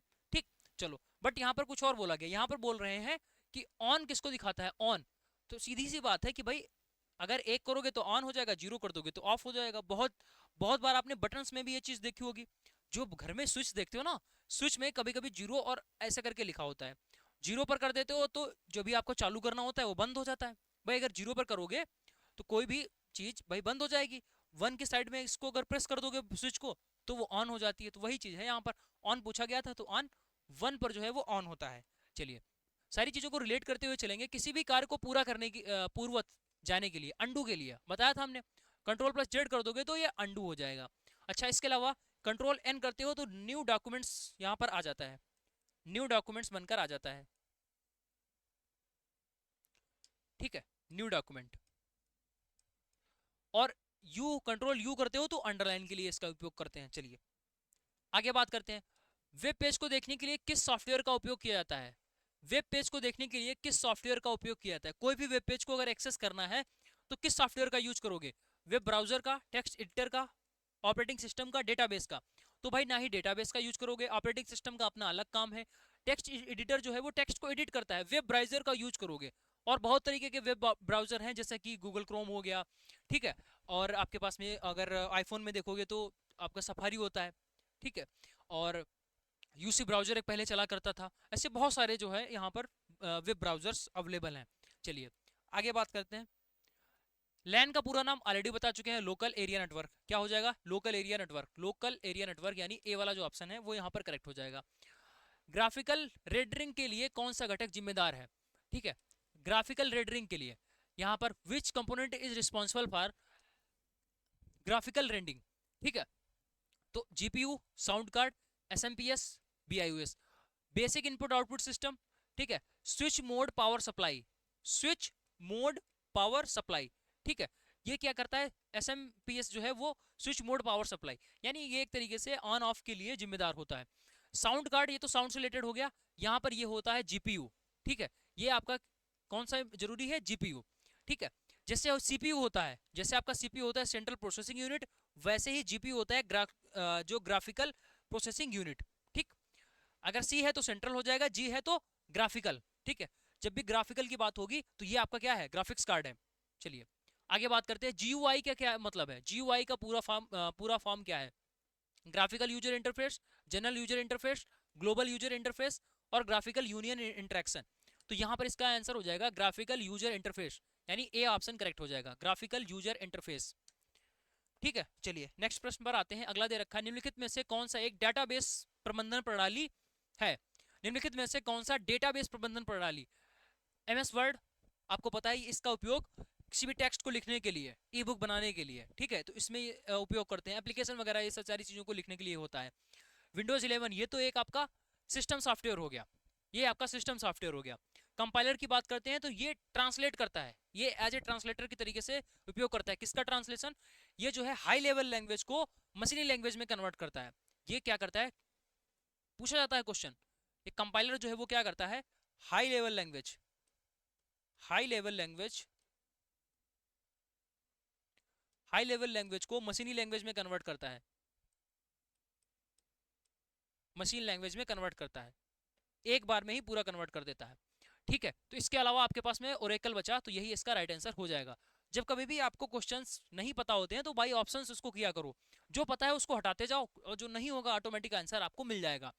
नया दस्तावेज खोलने के लिए किसका उपयोग करते हैं, ओपन के लिए। भाई ओपन करना है तो कंट्रोल प्लस ओ, ओपन करना है तो ओ। ठीक है, ऐसा आप करोगे लेकिन हो जाएगा गलत। ऑलरेडी बता चुके हैं ना आपको पहले बता चुके हैं, जब भी आपको नया दस्तावेज खोलना होता है तो हम कंट्रोल प्लस एन करेंगे, न्यू। ठीक है, अब सेव की बात होगी तो कंट्रोल प्लस एस, यहां से आपका सेव हो जाएगा। सेव के लिए शॉर्टकट क्या होता है, कंट्रोल प्लस एस। देखो पीछे हमने बताया था आपको। चलिए, कंप्यूटर द्वारा सीधे की जाने वाली, कंप्यूटर द्वारा सीधे कौन सी भाषा समझी जाती है। अच्छा, कंप्यूटर कौन सी भाषा को समझ सकता है, मशीनी language, high level language, assembly language और जावा लैंग्वेज। तो अभी बताया, अगर कंप्यूटर हाई लेवल लैंग्वेज को समझ पाता होता तो हमें इसकी आवश्यकता क्यों पड़ती? ये जो कंपाइलर था इसकी हमें आवश्यकता क्यों पड़ती अगर वो हाई लेवल लैंग्वेज को समझ पाता? हम क्यों बदलते? भाई हाई लेवल लैंग्वेज को मशीनी लैंग्वेज में बदलने के लिए हम कंपाइलर का यूज करते हैं। इसका मतलब है कि कंप्यूटर जो है वो हाई लेवल लैंग्वेज को नहीं समझ पा रहा है, तो कंप्यूटर कौन सी लैंग्वेज समझेगा? मशीनी लैंग्वेज को कंप्यूटर समझ पाएगा। ठीक है, चलिए आगे बात करते हैं अगले प्रश्न पर। अगला क्वेश्चन दे रखा है डीएनएस का पूरा नाम क्या है? Domain name system, data network system, digital node service और डोमेन नेटवर्क सर्वर। तो इसका जो राइट आंसर हो जाएगा वो है डोमेन नेम सर्विस। ठीक है, डोमेन नेम सर्विस। आगे बात करते हैं अगला प्रश्न। किस मेमोरी का एक्सेस समय सबसे तेज होता है? किस मेमोरी का एक्सेस समय सबसे तेज होता है, यानी सबसे फास्ट मेमोरी कौन सी होती है? तो याद रखना, देखो रोम जो है वो सबसे स्लो है। अगर इन सभी में देखा जाए तो रोम रोम स्लो है। ठीक है, हार्ड डिस्क और भी स्लो है। देखो जो प्राइमरी मेमोरी होती है वो सबसे फास्ट होती है, सेकेंडरी स्लो होती है और टर्सरी वाली तो उससे भी स्लो होती है। तो यहाँ पर रैम से ज्यादा फास्ट है, देखो रोम से ज्यादा फास्ट है रैम, रैम फास्ट है, लेकिन इस रैम से भी ज्यादा फास्ट जो है वो कैशे मेमोरी है। कौन सी मेमोरी? कैशे मेमोरी, यानी सी वाला जो ऑप्शन सही हो जाएगा। ध्यान रखना, बहुत इंपॉर्टेंट प्रश्न है। कैशे मेमोरी सबसे फास्ट होती है। ठीक है, आगे बोला गया आपके कंप्यूटर में निम्नलिखित में से स्थायी मेमोरी को क्या बोलते हैं? स्थायी मेमोरी को क्या बोला जाता है? बार बार आपको बता चुके हैं, स्थायी मेमोरी स्टार्टिंग में ही बताया था, जो कि हम रोम को बोलते हैं। तो जब क्वेश्चन रिपीटेड होंगे उसमें टाइम वेस्ट नहीं किया जाएगा, इस बात को ध्यान रखेंगे। कौन सी कुंजी आपको चल रही प्रक्रिया को रद्द करने के लिए उपयोग की जाती है? चल रही प्रक्रिया को रद्द करने के लिए एक यहाँ पर कोने में एक कुंजी होती है जिसको बोला जाता है ESC। ESC यानी इसको बोलते हैं स्केप कुंजी, यानी ए वाला जो ऑप्शन है वो करेक्ट हो जाएगा। ठीक है, वैसे भी ऐसे ऑप्शन इसके दे रखे थे, आप क्वेश्चन को आसानी से कर लेते। कंट्रोल शिफ्ट इंटर से कुछ नहीं होता है, ESC से होता है। BIOS का पूरा नाम क्या है आपको बता चुके हैं, basic input output system. Basic input output system यानी ए वाला जो ऑप्शन है वो करेक्ट है। ठीक है, चलिए अगला USB का पूरा नाम क्या होता है? USB, ठीक है, जैसा कि अगर आपको क्लियरली दिख रहा होगा यहाँ पर, आई होप नहीं दिख रहा होगा, इस कंप्यूटर के ये जो आपका पूरा डिजिटल बोर्ड है, इस डिजिटल बोर्ड में नीचे यहाँ पर USB लगी है। ठीक है, USB लगे होने का मतलब है इस USB पोर्ट है। ठीक है, बहुत जगह इसका यूज होता है, जैसे आप मोबाइल में OTG का यूज करते हो। ठीक है, वैसे CPU में जो है अक्सर USB का यूज होता है। पहले पुराने टाइम में जो म्यूजिक प्लेयर हुआ करते थे उसमें जो है वो एक USB कार्ड लगता था। ठीक है, और वो 3.0 या 2.0 का होता है, ये भी समझ लीजिए। अगर 2.0 है तो ये स्पीड स्लो है। ठीक है, चाहे आपकी मेमोरी भी क्यों ना हो, जैसे आपको कभी भी पेन ड्राइव खरीदना हो, ये मेमोरी कार्ड खरीदना है। ठीक है, तो आप ध्यान रखना जब भी आप खरीदने जाओ तो देखो अगर 2.0 लिखा है इसका मतलब है एवरेज स्पीड है, तो 3.0 लिखा है इसका मतलब है ये फास्ट है। अगर 3.1 लिखा है तो ये इससे भी फास्ट है। अगर 3.2 लिखा हुआ है तो ये सुपर फास्ट है। ठीक है, तो कभी भी जो है अवॉइड करना 2.0 ना लेना। बहुत बार पेन ड्राइव जो है आप ले लेते हो, उसमें क्या होता है बहुत फिर स्लो चलने लगती है। क्यों स्लो चलती है? क्योंकि आपने 2.0 खरीद लिया है। अगर आप वही वर्जन 3.0 खरीदोगे तो double speed, just double speed होती है। ठीक है, थोड़े से इसके कॉस्टली भी होते हैं। तो ये छोटी छोटी बेसिक चीजें अगर आपको पता है, ये बात सिर्फ पेन ड्राइव की नहीं है, अगर आपको मेमोरी कार्ड भी चाहिए तो उसमें भी यही सेम चीज होती है, हमें 3.0 वाला चाहिए। ठीक है, ऐसे ही अगर आप हार्ड डिस्क खरीदते हो तो एक होता है SSD और एक होता है SSD। ठीक है, इसमें डेटा अगर आप ट्रांसफर करोगे तो लगभग लगभग मान के चलो ये 100 MBPS स्पीड देगा। डेटा इसमें 100 MBPS स्पीड से ट्रांसफर होगा, यहीं पर इसमें 1 GBPS की स्पीड से डेटा ट्रांसफर होगा। ठीक है, तो अगर डेटा स्पीड ज्यादा है तो ये फिर महंगा भी है, तो ये ध्यान रखना। ठीक है, चलिए अब यहाँ पर आते हैं क्वेश्चन पर। USB का पूरा नाम होता है यूनिवर्सल सीरियल बस। यूनिवर्सल सीरियल बस कहाँ दे रखा है? डी वाले में, यूनिवर्सल सीरियल बस। ठीक है, USB यूनिवर्सल सीरियल बस। चलिए आगे बढ़ते हैं अगले प्रश्न पर। दे रखा है WW, ये तो सभी पूरी दुनिया को पता होगा, world wide web. World wide web कहाँ दे रखा है? वर्ल्ड वाइड वेब, यानी कि सी वाला ऑप्शन यहाँ से करेक्ट हो जाएगा। नेक्स्ट, HTML का पूरा नाम क्या है? HTML का पूरा नाम बता चुके हैं, फिर से बता रहे हैं। HTML का पूरा नाम है hyper text markup language. Hyper text markup language, यानी सी वाला जो ऑप्शन है वो आपका यहाँ से करेक्ट हो जाएगा, हाइपर टेक्स्ट मार्कअप लैंग्वेज। अच्छा, डी वाला क्या है? डी वाला हाइपर टेक्स्ट मार्कअप लैंग्वेज। ठीक है, HTML इसका उपयोग क्या होता है? वेब पेजेस को बनाने में किया जाता है। वेब पेज पे जो कंटेंट लिखा होता है ना, जब भी आप कोई वेब पेज खोलते हो, जैसा कि आपको सरकारी रिजल्ट देखना है, ठीक है, कोई भी वेबसाइट आप, जैसा भी कोई भी आप A to Z कोई भी वेबसाइट लो, चाहे आप हमारी एजुकेशन मसाला की वेबसाइट को देखोगे, तो जो भी वेबसाइट के वेब पेजेस बनते हैं वो HTML के फॉर्मेट में ही बनते हैं। यानी इसी से, ये जो लैंग्वेज है आपकी हाइपरटेक्स्ट मार्कअप लैंग्वेज, इसी लैंग्वेज से ही सारा कुछ काम होता है वेब पेजेस का। आगे दे रखा है MICR का पूरा नाम क्या है? Magnetic image character reader, magnetic ink character recognition और magnetic ink character recognition, magnetic ink code reader. ठीक है, तो इसका राइट आंसर हो जाएगा मैग्नेटिक इंक कैरेक्टर रीडर। ठीक है, MICR बहुत इंपॉर्टेंट है, मैग्नेटिक इंक कैरेक्टर रिकॉग्निशन। ठीक है, यहाँ पर ऊपर मशीन लिखा हुआ है तो ये मशीन की वजह से गलत हो गया, यानी सी वाला जो ऑप्शन है वो बिल्कुल करेक्ट हो जाएगा। इस तरीके से होता है। अगला दे रखा है DPMS का पूरा नाम। ठीक है, DPMS का पूरा नाम क्या होगा? Data backup management system. ठीक है, डेटा बैकअप मैनेजमेंट सिस्टम, या फिर डिजिटल बेस मैनेजमेंट सिस्टम, या फिर डेटाबेस मॉनिटरिंग सिस्टम, या फिर डेटाबेस मैनेजमेंट सिस्टम। तो यहाँ पर डेटाबेस मैनेजमेंट सिस्टम हो जाएगा, डेटाबेस मैनेजमेंट सिस्टम। तो ISP का जो फुल फॉर्म है वो क्या है? Internet service provider. Internet service provider कहाँ पर दे रखा है? इंटरनेट सर्विस प्रोवाइडर, यानी सी वाला जो ऑप्शन है वो करेक्ट हो जाएगा, इंटरनेट सर्विस प्रोवाइडर। ठीक है, चलिए अगला प्रश्न देखते हैं क्या दे रखा है। VPN, VPN का फुल फॉर्म क्या है?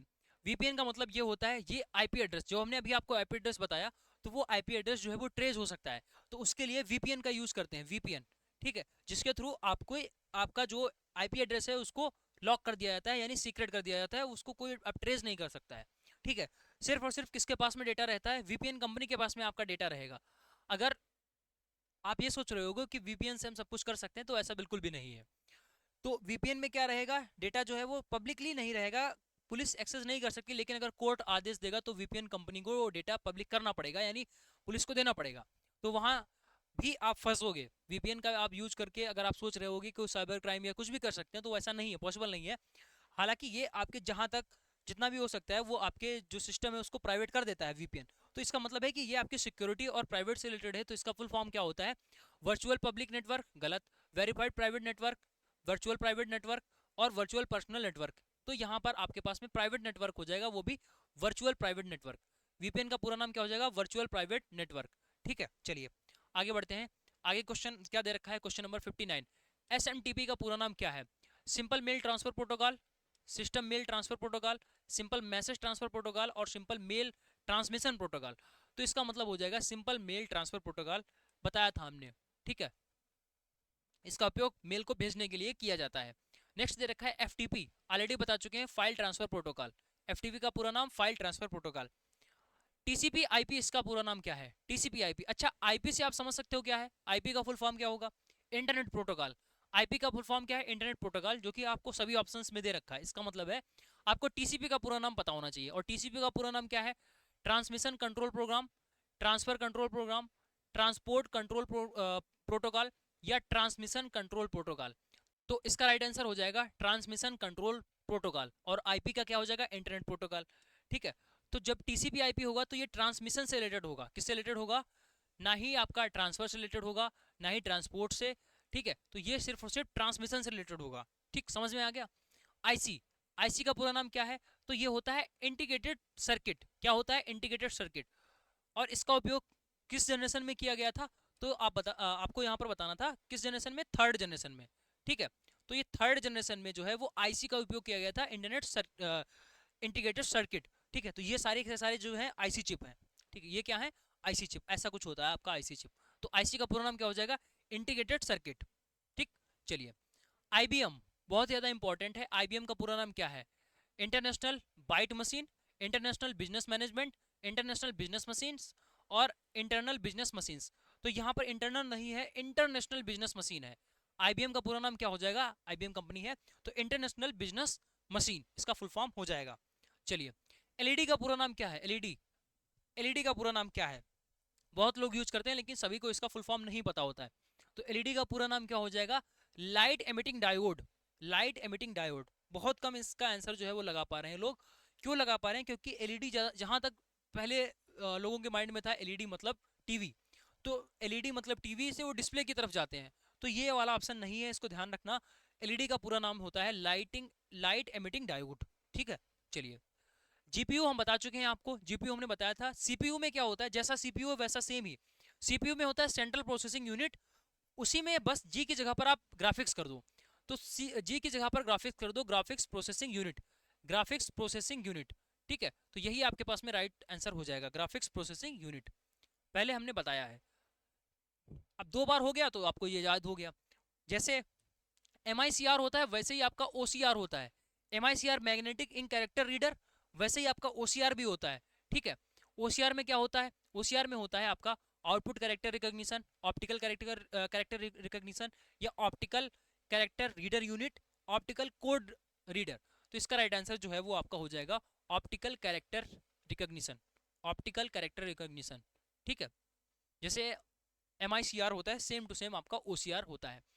POST का पूरा नाम, POST का पूरा नाम power on system test, program on self test, power on self test, और ये आपका पावर आउटपुट सेल्फ टेस्ट। ये भी गलत है, ये भी गलत है, और ये भी गलत है। पावर ऑन सेल्फ टेस्ट इसका राइट आंसर हो जाएगा। ध्यान रखना, एक बार पढ़ने से बिल्कुल भी नहीं आएगा, काफी ज्यादा बार आपको ये चीजें पढ़नी पड़ेंगी, तब जाकर ये आपका याद हो पाएगा। ये हमने ऐसे ले लिए हैं जो आपके एग्जाम्स में पूछे गए हैं या फिर पूछे जा सकते हैं। सारे के सारे क्वेश्चंस हैं, अभी तो सिर्फ हम 67 क्वेश्चंस तक ही पहुंच पाए हैं। सब कुछ इंपॉर्टेंट है, आपको कंप्लीट पढ़ना है 2 से 3 बार। एक बार आप वीडियोस से पढ़िए, फिर आपको PDF दी जाएगी, आप फिर उस PDF से पढ़िए।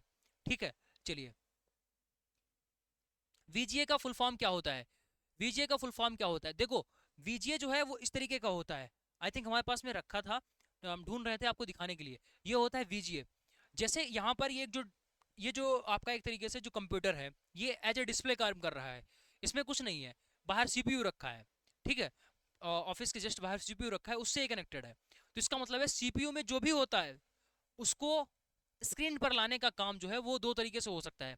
पहले जो है वो आपका वो चलती थी, पुराने टाइम में आपने देखा होगा, जो एक तो टीवी हो जाती थी, दूसरा एक रिसीवर होता था। तो उस रिसीवर से 3 प्लग निकलती थी, रिसीवर से 3 प्लग निकलती थी जो टीवी में जाके लगती थी, एक नीली, पीली और लाल करके थी। और वहीं से क्या होता था, रिसीवर से जो है वो सिग्नल जाते थे टीवी पर, और वहां पर फिर हमें पर्दा दिखता था। यानी कि पहले टाइम में हम ये सिस्टम चल रहा था जहां पर 3-3 वायर हुआ करते थे, वो टीवी में जाते थे और उसके बाद में हमें फोटो देखने को मिलती थी। फिर उसके बाद में ये VGA पोर्ट आया, जिसके थ्रू क्या होता था कि भाई CPU से हमने VGA पोर्ट लगा दिया और इधर डिस्प्ले में कनेक्ट कर दिया, तो हमें विजुअल्स दिखने लगे। अब एक नया आ गया है HDMI केबल। HDMI केबल जो आप टीवी देखते होगे, चाहे उसको फोन भी कनेक्ट कर सकते हो, टैबलेट भी कनेक्ट कर सकते हो, सब कुछ चीजें कनेक्ट हो जाती हैं। तो हाई डेफिनेशन वाला ये आपका होता है। तो इससे क्या होता है, वीडियो यहाँ पर वीडियो डेटा ट्रांसफर होता है ऑप्टिकल फाइबर की स्पीड से। ठीक है, इसमें ऑप्टिकल फाइबर केबल होता है, उसके थ्रू जो है वो हाई स्पीड में डेटा ट्रांसफर होता है, जिसके थ्रू आपको यहाँ पर सारी चीजें फुल क्लियर HD में दिख रही होंगी। ठीक है, जैसे लैपटॉप को अगर हम HDMI केबल से, जैसे लैपटॉप है और हमारे पास में HDMI केबल है, लैपटॉप की स्क्रीन बहुत ही छोटी है, बहुत ही छोटी होती है। ठीक है, इसके कंपैरिजन में ये तो हमारे पास में 75 इंच का है। तो उस डिस्प्ले को अगर हम HDMI केबल लगाकर इसमें जोड़ दें तो लैपटॉप की एज इट इज स्क्रीन इस पर आ जाती है, सेम टू सेम, जो उस पर चलाओगे वो इस पर भी चलेगा, वैसे ही क्वालिटी में। तो वो किसके थ्रू हो पा रहा है? HDMI केबल के थ्रू हो पा रहा है। वो नया वेरिएंट आ गया है, इससे पहले VGA यूज होता था। ठीक है, समझ में आ गया ये VGA क्या है? ये VGA है। ठीक है, VGA केबल है, और ये जो आगे लगा हुआ है इतना सा, ये VGA पोर्ट है। इसमें बहुत सारे देखो यहाँ पर पॉइंट दे रखे हैं, बहुत सारे। और HDMI में क्या है, वही USB वाला पोर्ट है, USB वाला पोर्ट। ठीक है, तो इसका क्या होता था, मतलब ये वीडियो से रिलेटेड है। VGA का मतलब क्या हो जाएगा, ये वीडियो से रिलेटेड है। तो video graphics adapter, video general array, video graphics array और विजुअल ग्राफिक्स एरे। तो यहाँ पर ये वीडियो ग्राफिक्स एरे, यानी C वाला जो ऑप्शन है वो करेक्ट हो जाएगा। VGA का मतलब हो जाएगा वीडियो ग्राफिक्स एरे। चलिए, नेक्स्ट क्वेश्चन दे रखा है, मॉडेम का पूरा नाम क्या है? मॉडेम का पूरा नाम क्या है? तो मॉडेम जो है वो 2 वर्ड से मिलकर बना है, MO और DEM। मॉडेम का मतलब क्या हो जाएगा? MO मतलब हो जाएगा मॉड्यूलेटर, और DEM का मतलब हो जाएगा डीमॉड्यूलेटर। भाई मॉड्यूलेटर और डीमॉड्यूलेटर, मॉड्यूलेटर और डीमॉड्यूलेटर। ठीक है, कहाँ दे रखा है भाई? मॉड्यूलेटर ये आपका हो गया, और डीमॉड्यूलेटर। ठीक है, 4th वाले ऑप्शन में। ठीक है, MO यहाँ से ले लिया जाएगा और DEM यहाँ से लेंगे, तो ये मिलाकर आपका मॉडेम बन जाता है, MODEM। ठीक है, इसका पूरा नाम होता है मॉड्यूलेटर और डीमॉड्यूलेटर। ठीक है, चलिए। वाईफाई सभी यूज करते हैं, फुल फॉर्म नहीं पता होता है, लेकिन आज देख लो, वाईफाई का जो फुल फॉर्म होता है वो होता है वायरलेस फिडेलिटी। क्या होता है? Wireless Fidelity. वाईफाई का जो पूरा नाम होता है वो वायरलेस फिडेलिटी होता है। चलिए, JPEG का फुल फॉर्म, यानी जो भी आप फोटो देखते होगे, फोटो में जो एक्सटेंशन लगा होता है फोटोज में, वो आपका फाइल या तो JPG की होती है या फिर JPEG की होती है। तो इसको क्या बोलते हैं? ये फोटोग्राफी यानी फोटो से रिलेटेड है, तो ये होता है ज्वाइंट फोटोग्राफिक एक्सपर्ट ग्रुप। क्या होता है? ज्वाइंट फोटोग्राफिक एक्सपर्ट ग्रुप होता है, यानी ए वाला जो ऑप्शन है वो यहाँ पर करेक्ट हो जाएगा। जावा से कोई मतलब नहीं है, ठीक है, तो इसको सीधा ही कट कर देंगे। और ग्राफिक्स से भी कोई आपका मतलब नहीं है, फोटोग्राफिक्स है, नॉर्मल ग्राफिक्स नहीं है, ठीक है। और बाकी आपका सारे ऑप्शन हट जाएंगे, इसको याद रखेंगे। चलिए अगला क्वेश्चन देखिए, क्वेश्चन नंबर 72 क्या दे रखा है। एनआईसी का पूरा नाम क्या है? एनआईसी का पूरा नाम क्या है? Network interface card, national interface card, और network interface connector, network internal card. तो इसका राइट आंसर जो है वो हो जाएगा नेटवर्क इंटरफेस कार्ड, यानी ए वाला जो ऑप्शन है वो करेक्ट हो जाएगा, नेटवर्क इंटरफेस कार्ड, ठीक है। चलिए अगला क्वेश्चन दे रखा है एचडीडी। एचडीडी का फुल फॉर्म क्या है? तो एचडीडी का फुल फॉर्म क्या है? Hard data drive, hard disk device, high density drive, और हार्ड डिस्क ड्राइव। तो डी वाला ऑप्शन करेक्ट हो जाएगा, ये हो जाता है हार्ड डिस्क ड्राइव। एचडीडी का फुल फॉर्म क्या होता है? Hard disk drive. तो यहाँ पर आपको 2 टेराबाइट की ये एचडीडी दिखाई दे रही है, ठीक है। ऐसे यहाँ पर होता है एसडीडी, एसएसडी, एसएसडी यानी solid state drive, solid state drive. ये इसी का जो है वो अपर वेरिएंट है, मतलब इसको बोलते हैं कि ये न्यू टेक्नोलॉजी है, सॉलिड स्टेट ड्राइव, ठीक है। सॉलिड स्टेट ड्राइव ये सॉलिड है, यानी इसमें कोई भी ये आपका मूवेबल पार्टिकल इसमें नहीं होता है, ठीक है। और इसमें क्या है, मूवेबल पार्टिकल होते हैं, जिस वजह से इसकी स्पीड धीमे होती है, ठीक है। और ये खराब भी हो जाती है इसका, क्योंकि इसमें इसमें जो है इस तरीके से जो है वो अंदर राउंड करता रहता है, ठीक है। एक सेक्टर होता है इसमें, इसकी अगर हम लोग इंटरनल इस पर जाएं, जो कि आपके आउट ऑफ सिलेबस की चीज़ है, तो उस पर बात हम लोग नहीं करेंगे। तो यहाँ पर सेक्टर वगैरह पर ये सारी चीज़ें चलती हैं, जिससे डेटा रीड एंड राइट होता है, तो सब कुछ यहाँ पर मूव होता रहता है। जब आप डेटा को सर्च करते हो, डेटा को रीड करते हो या राइट करते हो, तो यहाँ पर सारी चीज़ें एक तरीके से मूव करती हैं। यहाँ पर जितने भी पार्टिकल हैं वो मूवेबल होते हैं, जिस वजह से ये जल्दी खराब हो जाती है, स्पीड भी इसकी कम होती है। तो नई टेक्नोलॉजी में इसमें सॉलिड स्टेट है, ये पूरा सॉलिड है, इसमें कोई भी मूवमेंट नहीं होती है। जब मूवमेंट नहीं होगी तो ये स्पीड भी इसकी तेज आएगी, और ये फास्ट भी होती है, अल्ट्रा फास्ट है। चलिए आगे बात करते हैं मैन की। बता चुके हैं आपको metropolitan area network, metropolitan area network यानी कि सी वाला जो ऑप्शन है वो यहाँ पर करेक्ट हो जाएगा। आगे पैन का पूरा नाम देखो, लैन मैन वैन बता चुके हैं, पैन बच रहा था, तो पैन का भी देख लो, ये होता है पर्सनल एरिया नेटवर्क। क्या हो जाएगा आपका? पर्सनल एरिया नेटवर्क, यानी बी वाला ऑप्शन सही हो जाएगा, पर्सनल एरिया नेटवर्क। बिल्कुल पर्सनल का मतलब ये होगा कि एक ही ऑफिस में, एक ही कमरे में जो है अगर हमें यूज करना है, जैसे सबसे इसका बेस्ट एग्जांपल रहता है ब्लूटूथ, ठीक है। ब्लूटूथ बिल्कुल पर्सनल है, उससे पर्सनल कुछ नहीं है। ब्लूटूथ हो गया जिसमें आप ये हेडफोन जो है वो कनेक्ट करते हो, ठीक है। इसके अलावा देखो, अगर कंप्यूटर से आपको कोई डेटा अपने मोबाइल में ट्रांसफर करना है, तो यहाँ से जो आप केबल यूज करो या फिर कोई सॉफ्टवेयर का यूज कर रहे हो, तो ये जो आप नेटवर्क बना रहे हो, जनरेट कर रहे हो, ये पर्सनल है, ये खुद के लिए है, सिर्फ एक ही आदमी के लिए है, ठीक है। जैसे ब्लूटूथ में चाहे आप ब्लूटूथ की हेल्प से चाहे आप कोई भी डेटा ट्रांसफर करो, ब्लूटूथ से भी डेटा ट्रांसफर हो जाता है, ठीक है। और चाहे आप उसको हेडफोन में लगाकर कनेक्ट करो, चाहे आप एयरपोर्ट लगाकर कनेक्ट करो, चाहे आप नेकबैंड में इसको कनेक्ट करो, या फिर आप चाहे ब्लूटूथ का यूज जो है अभी आजकल नहीं सब लोग कर रहे हैं, टिर्री को बंद करने के लिए, ठीक है, ठीक है, ई रिक्शा को बंद करने के लिए, उसमें भी ब्लूटूथ का यूज हो रहा है, ठीक है। चलिए आगे बात करते हैं वीआईओपी का पूरा नाम क्या है।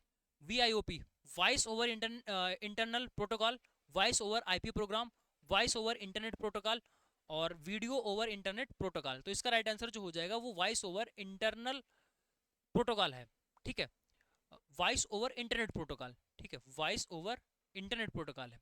तो ये आपका एक इंटरनेट का प्रोटोकॉल है। चलिए आगे बढ़ते हैं अगले प्रश्न पर। चलिए अगला प्रश्न देखते हैं यहाँ पर ASCI का पूरा नाम क्या है, ठीक है। तो यहाँ पर इसका जो राइट आंसर है वो क्या होगा? American standard coding for information interface, American standard code for internal interchange, American system code for information interchange, और American standard code for information interchange. तो इसका जो है वो डी वाला ऑप्शन करेक्ट हो जाएगा, American standard code for information interchange, ठीक है। तो ये इतनी ज़्यादा बार पूछा गया है और बहुत ज़्यादा कन्फ्यूजन रहता है, क्योंकि ये बड़ा नाम है, तो इसमें मल्टीपल टाइम्स जो है आप देख रहे होगे चीज़ें आपस में मैच खा रही हैं।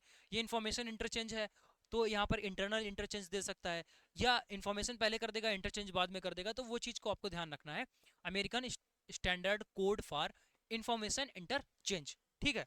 नेक्स्ट प्रश्न पर आते हैं, ईपी रोम क्या है, ठीक है।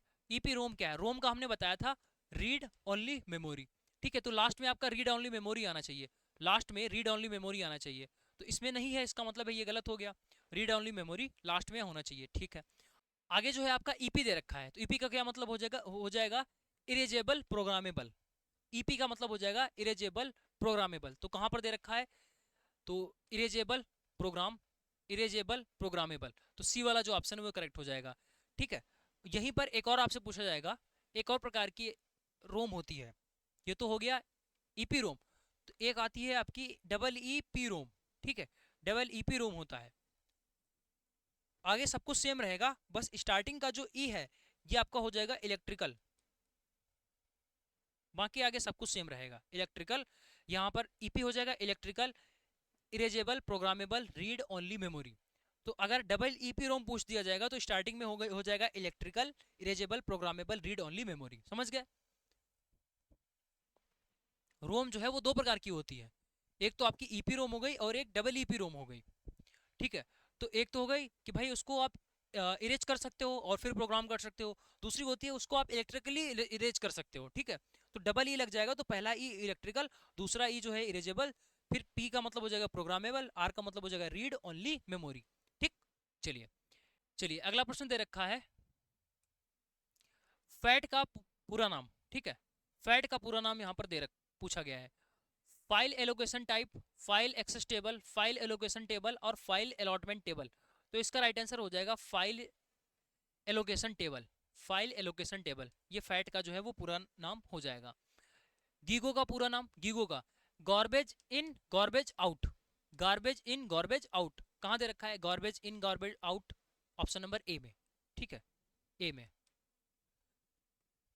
सीधा देखो, जब भी एक बात या ध्यान रखना, ये आपका जब भी ऐसा प्रश्न आता है फुल फॉर्म वाला, ठीक है, फुल फॉर्म वाले क्वेश्चंस में कोशिश करना कि आपको ऑप्शंस की हेल्प ना लेनी पड़े। अगर ऑप्शंस की हेल्प लोगे तो आपको जो आता है उसमें भी आप कंफ्यूज हो जाओगे, ये बिल्कुल रियलिटी वाली बात आपको बता रहे हैं। जब भी फुल फॉर्म वाला क्वेश्चन आए तो आप पहले से ही प्रिपेयर रहो, हमें पता होना चाहिए सीधा बिना ऑप्शंस के देखे गार्बेज इन गार्बेज आउट। अगर आप ऑप्शंस पढ़ने लग जाओगे तो जो जो गलत होगा वो भी आपको कहीं ना कहीं सही लगने लगेगा, और जो आपको आता होगा उसमें भी डाउट होने लगेगा, और इस चक्कर में बहुत बार क्वेश्चंस गलत हुए हैं, बहुत लोगों के क्वेश्चंस गलत हुए हैं। इस वजह से ऑप्शंस देखे बिना कोशिश करो कि हम पहले से ही हमें रिकॉल हो जाए कि इसका फुल फॉर्म क्या होना चाहिए। ठीक है, बस उसी को ढूंढो। आईपी का मतलब बता चुके हैं, इंटरनेट जो है वो प्रोटोकॉल हो जाएगा, इंटरनेट प्रोटोकॉल यानी बी वाला ऑप्शन करेक्ट हो जाएगा। चलिए, एफडीडी का फुल फॉर्म क्या हो जाएगा, फ्लॉपी डिस्क ड्राइव, ये ऑप्शन बिल्कुल करेक्ट है, फ्लॉपी डिस्क ड्राइव यहाँ पर हो जाएगा। जैसे एसडीडी का क्या मतलब था, सॉलिड स्टेट ड्राइव, एसएसडी का मतलब था हार्ड डिस्क ड्राइव, वैसे ही एफडीडी फ्लॉपी डिस्क ड्राइव। ठीक, सीडीएमए का फुल फॉर्म क्या हो जाएगा, अभी जब आप देखोगे जब 3G का टाइम था तब सीडीएमए करके आता था मोबाइल सिग्नल में, अगर आपने ध्यान दिया होगा तो 2G का जब नेटवर्क हुआ करता था तो जीएसएम लिख के आता था।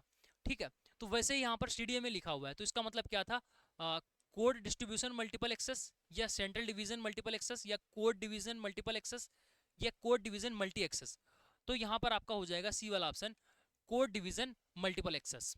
आगे जीएसएम जिसकी हम लोग बात कर रहे थे, जीएसएम, जीएसएम का क्या मतलब हो जाएगा, general system for mobile communication, global system for mobile computing, global system for mobile communication, global signal for mobile communication. तो देखो मोबाइल कंप्यूटिंग से रिलेटेड तो नहीं था, इसका मतलब है ये गलत हो गया। अब जनरल सिस्टम नहीं है, इसका मतलब है ये भी गलत हो गया। अब इन दोनों में देखते हैं global system for mobile communication, तो सी वाला जो ऑप्शन है वो यहाँ पर आपका करेक्ट हो जाएगा। ठीक है, तो global system for mobile communication इसका राइट आंसर होगा। ठीक, क्लियर हो गया। चलिए आगे बढ़ते हैं, अगला दे रखा है पीपीआई। पीपीआई का फुल फॉर्म क्या है, पीपीआई का फुल फॉर्म क्या है, पॉइंट्स पर इंच, पिक्सल पर इमेज, पिक्चर पर इंच और पिक्सल पर इंच। तो डी वाला जो ऑप्शन है वो करेक्ट हो जाएगा, पिक्सल पर इंच। पिक्सल पर इंच जितने ज्यादा होंगे पीपीआई उतनी ही डिस्प्ले अच्छी होगी।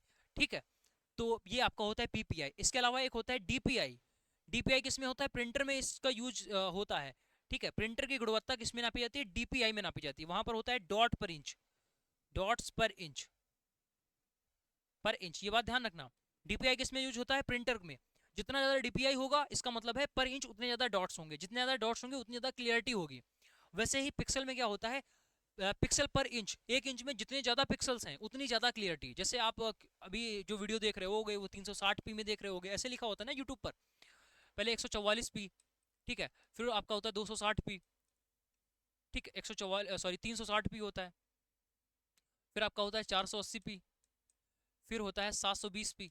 यानी इसका मतलब है कि पिक्सल लिखा हुआ है 144 pixel, 360 pixel, 480 pixel, 1020 pixel, sorry 720 pixel, उसके बाद 1080 पिक्सल, उसके बाद भी आपका एक होता है 2K होता है रेजोल्यूशन और 4K रेजोल्यूशन होता है।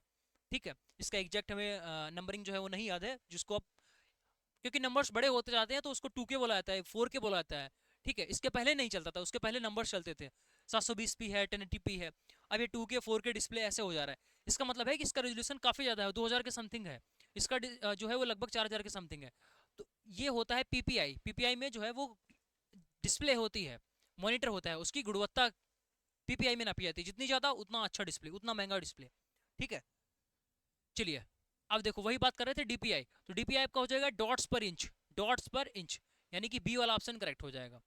ये प्रिंटर से रिलेटेड होता है, यहाँ पे देखो प्रिंटर से रिलेटेड है। अब इसमें देखो यहाँ पर डॉट्स पर इंच इस तरीके से है। अगर यहाँ पर डॉट्स कम होंगे तो प्रिंटर की क्वालिटी कम होगी। अगर एक नॉर्मल प्रिंटर से आप कोई भी प्रिंट निकालोगे उतना क्लियर नहीं होगा।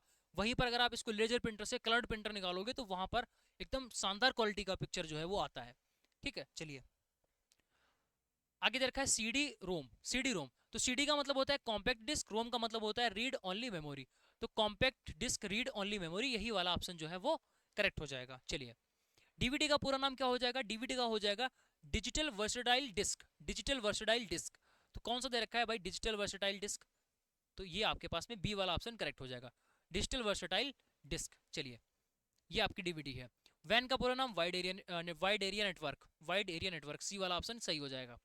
नेक्स्ट, पीडीएफ का पूरा नाम बता चुके हैं, कमेंट करके बताइएगा।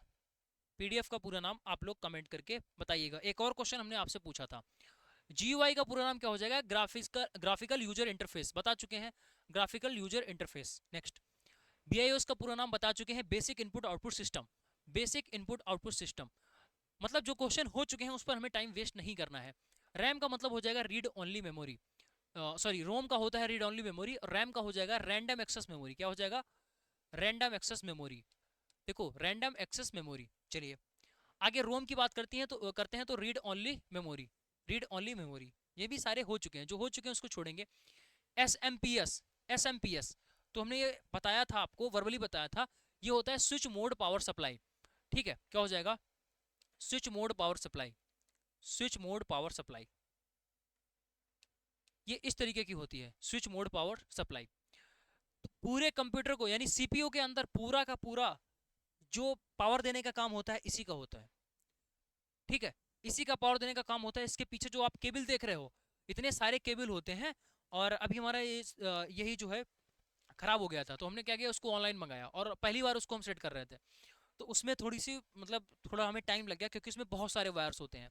देखो मदरबोर्ड के अलग अलग कंपोनेंट, जितने भी कंपोनेंट हैं उनको सभी को अलग अलग तार जाएगा। देखो हार्ड डिस्क जिसमें होगी साटा में जाती है, तो उसके लिए अलग से यहाँ पर एक केबल होगा, साटा का केबल अलग होगा। ऐसा नहीं है, यहाँ पर सबके सॉकेट अलग अलग हैं, कोई 4 पिन का है, कोई 5 पिन का है, ऐसे कम से कम बहुत सारे इसमें वायर्स होते हैं हर एक चीज़ के लिए। देखो हार्ड डिस्क के लिए अलग तार जाएगा, ठीक है, मदरबोर्ड के लिए अलग तार जाएगा, रैम के लिए अलग तार जाएगा। मतलब हर एक चीज़ को, कंप्यूटर के जितने भी पार्टिकल्स होते हैं सीपीयू के अंदर, उसको रन करने के लिए पावर सप्लाई उतनी ही चाहिए होती है। ऐसा नहीं कि सीधा कर दो, ये पावर सप्लाई का काम होता है हर एक कंपोनेंट को जितना पावर चाहिए उतना पावर वो निकाल के दे। तो यहाँ पे बहुत सारी केबल्स जो आप देख रहे होगे, ये हर एक पार्टिकल के अलग अलग केबल हैं ये। ठीक है, उसमें उतने ही खांचे यहाँ पे बने होंगे जितने उस मदरबोर्ड में बने होंगे। तो उसको सब पहले हमने पूरा वो उसको हटाया, फिर उसके बाद में धीरे धीरे इन सभी को सेट किया और फाइनली कर लिया था। बहुत ज़्यादा जो है इसमें वायर होते हैं, ये बात आप समझ सकते हो यहाँ पर देख करके। ठीक है, और ये एक वायर जहाँ के लिए है वो वहीं पर ही फिट होगा, दूसरी जगह फिट नहीं होगा। चलिए, तो यहाँ पर हो जाएगा स्विच मोड पावर सप्लाई। आगे बात करते हैं सिम। सिम का पूरा नाम क्या है? सभी लोग यूज करते हो, सब्सक्राइबर आइडेंटिटी मॉड्यूल। कहाँ पर दे रखा है? सब्सक्राइबर आइडेंटिटी मॉड्यूल, यानी कि डी वाला ऑप्शन यहाँ से करेक्ट हो जाएगा। एसएसडी बता चुके हैं, solid state drive. Solid state drive इस तरीके की एसएसडी होती है। अगला क्वेश्चन देखते हैं, यहाँ पर दे रखा है MP3 का पूरा नाम। MPEG प्ले लेयर 3 और MPEG ऑडियो लेयर 3 और मल्टीमीडिया प्लेयर 3 और म्यूजिक लेयर 3। तो यहाँ पर इसका जो आंसर है वो आपके पास में बन जाएगा ऑडियो लेयर 3 होता है। MPEG ऑडियो लेयर 3, MP3 का मतलब हो जाएगा ऑडियो लेयर, हमेशा याद रखना कि ये 3 है। ठीक है, चलिए मैप का पूरा नाम क्या हो जाएगा? Internet message access protocol, internet mail access protocol only. और ये तो ओनली लग गया है, तो इसका मतलब है, इसका मतलब ये तो गलत हो गया भाई, प्रोटोकॉल ओनली हो गया, इसका मतलब ये गलत है। चलो इंटरनेट मैसेज एक्सेस प्रोटोकॉल और इंटरनेट मैसेज एप्लीकेशन प्रोटोकॉल, तो ये एप्लीकेशन से रिलेटेड नहीं है, तो ये गलत हो गया। तो ऑप्शंस की बात करते हैं तो यहाँ पर इंटरनल नहीं, इंटरनेट। ठीक है, क्या हो जाएगा, इंटरनेट मैसेज एक्सेस प्रोटोकॉल। ठीक है, चलिए OMR का पूरा नाम, OMR का पूरा नाम output mark recognition, optical mark recognition, optical mark reader only, optical mark recognition. तो डी वाला ऑप्शन करेक्ट हो जाएगा, ऑप्टिकल मार्क रीडर। ऑलरेडी इस क्वेश्चन को हम लोग कर चुके हैं। तो यहाँ पर 103 प्रश्न हो चुके हैं। जैसा कि आपने देखा कि ये जो हम लोग क्वेश्चंस करते हैं जब ऑफलाइन वाला पेपर होता है, तो वहां पर आप देखते होगे कि OMR शीट भरते हो तो उसको इसके थ्रू जो है वो चेक किया जाता है, ऑप्टिकल मार्क रीडर। वीडियो का जो पूरा नाम है वो क्या होता है, विजुअल VDU का पूरा नाम, तो ये आपका हो जाएगा विजुअल डिस्प्ले यूनिट। क्या हो जाएगा, विजुअल डिस्प्ले यूनिट। ठीक है, नेक्स्ट आगे बढ़ते हैं। चलिए अगला क्वेश्चन देखते हैं यहाँ पर, ATM का पूरा नाम क्या है। तो ATM का पूरा नाम क्या है, ऑटोमेटिक टेलर मशीन ओनली। ठीक है, ऑटोमेटेड ट्रांसफर मशीन, तो ये ट्रांसफर मशीन नहीं, गलत हो गया। ऑटोमेटिक ट्रांजेक्शन मशीन, बिल्कुल गलत। देखो इसमें गलत होने के चांसेस ज़्यादा रहते हैं। ट्रांजेक्शन देखकर आप समझ जाओगे कि भाई हाँ इसी का मतलब होगा और सही कर दोगे, गलत हो जाएगा। इसका डी वाला ऑप्शन सही हो जाएगा, ऑटोमेटेड टेलर मशीन इसका पूरा नाम होता है। चलिए 1 किलोबाइट यानी 1 KB कितने बाइट्स के बराबर होता है। बेसिकली 1 KB हमसे पूछ रहा है, 1 KB बराबर कितना होता है, 1024 बाइट। ठीक है, 1024 क्या हो जाएगा, बाइट हो जाएगा। ऑप्शन नंबर सी वाला जो है वो करेक्ट हो गया। चलिए आगे बढ़ते हैं अगले प्रश्न पर, 1 MB में कितने किलोबाइट होते हैं। 1 MB में कितने किलोबाइट होते हैं, 1 MB में कितने किलोबाइट, तो आपने कहा 1024 किलोबाइट। ठीक है, 1 GB में कितने मेगाबाइट होते हैं, 1024। ये 1024 की कहानी हमेशा चलती रहती है। 1 टेराबाइट में कितने गीगाबाइट होते हैं, तो ये 1024 गीगाबाइट हो जाएगा। ठीक है, चलिए कंप्यूटर डेटा की सबसे छोटी इकाई कौन सी है, पहले ही आपको बता चुके हैं, लेकिन इनमें से पूछा गया तो सबसे छोटी बिट हो जाएगी। ठीक है, सबसे छोटी बिट हो जाएगी। चलिए आगे बढ़ते हैं, एक निबल में कितने बिट्स होते हैं, एक निबल में कितने बिट्स होते हैं, तो आपने कहा एक निबल में 4 बिट्स होते हैं।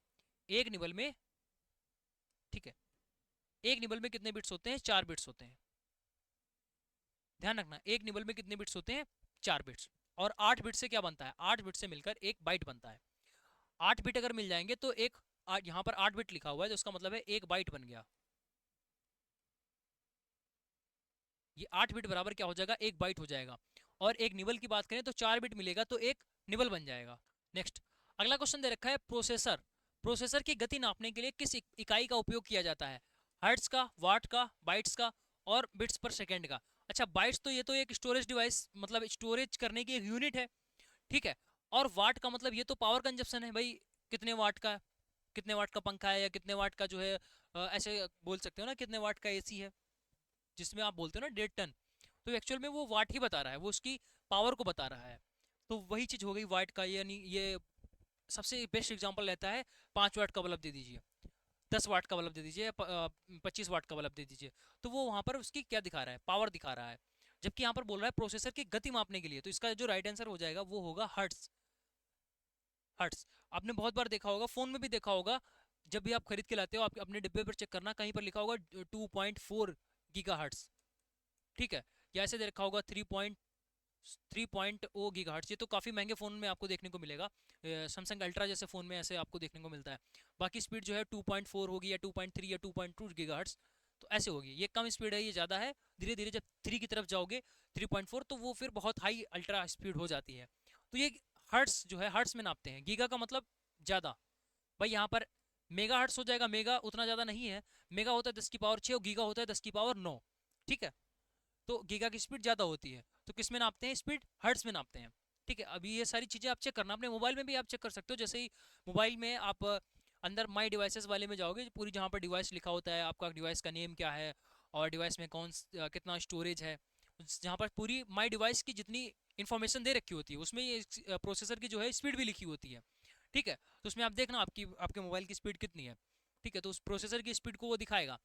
देखो 1 किलो हर्ट्स किसके बराबर होता है, 1 किलो हर्ट्स जो है वो 1 किलो हर्ट्स जो है वो 10 की पावर 3 यानी 1000 हर्ट्स के बराबर होता है।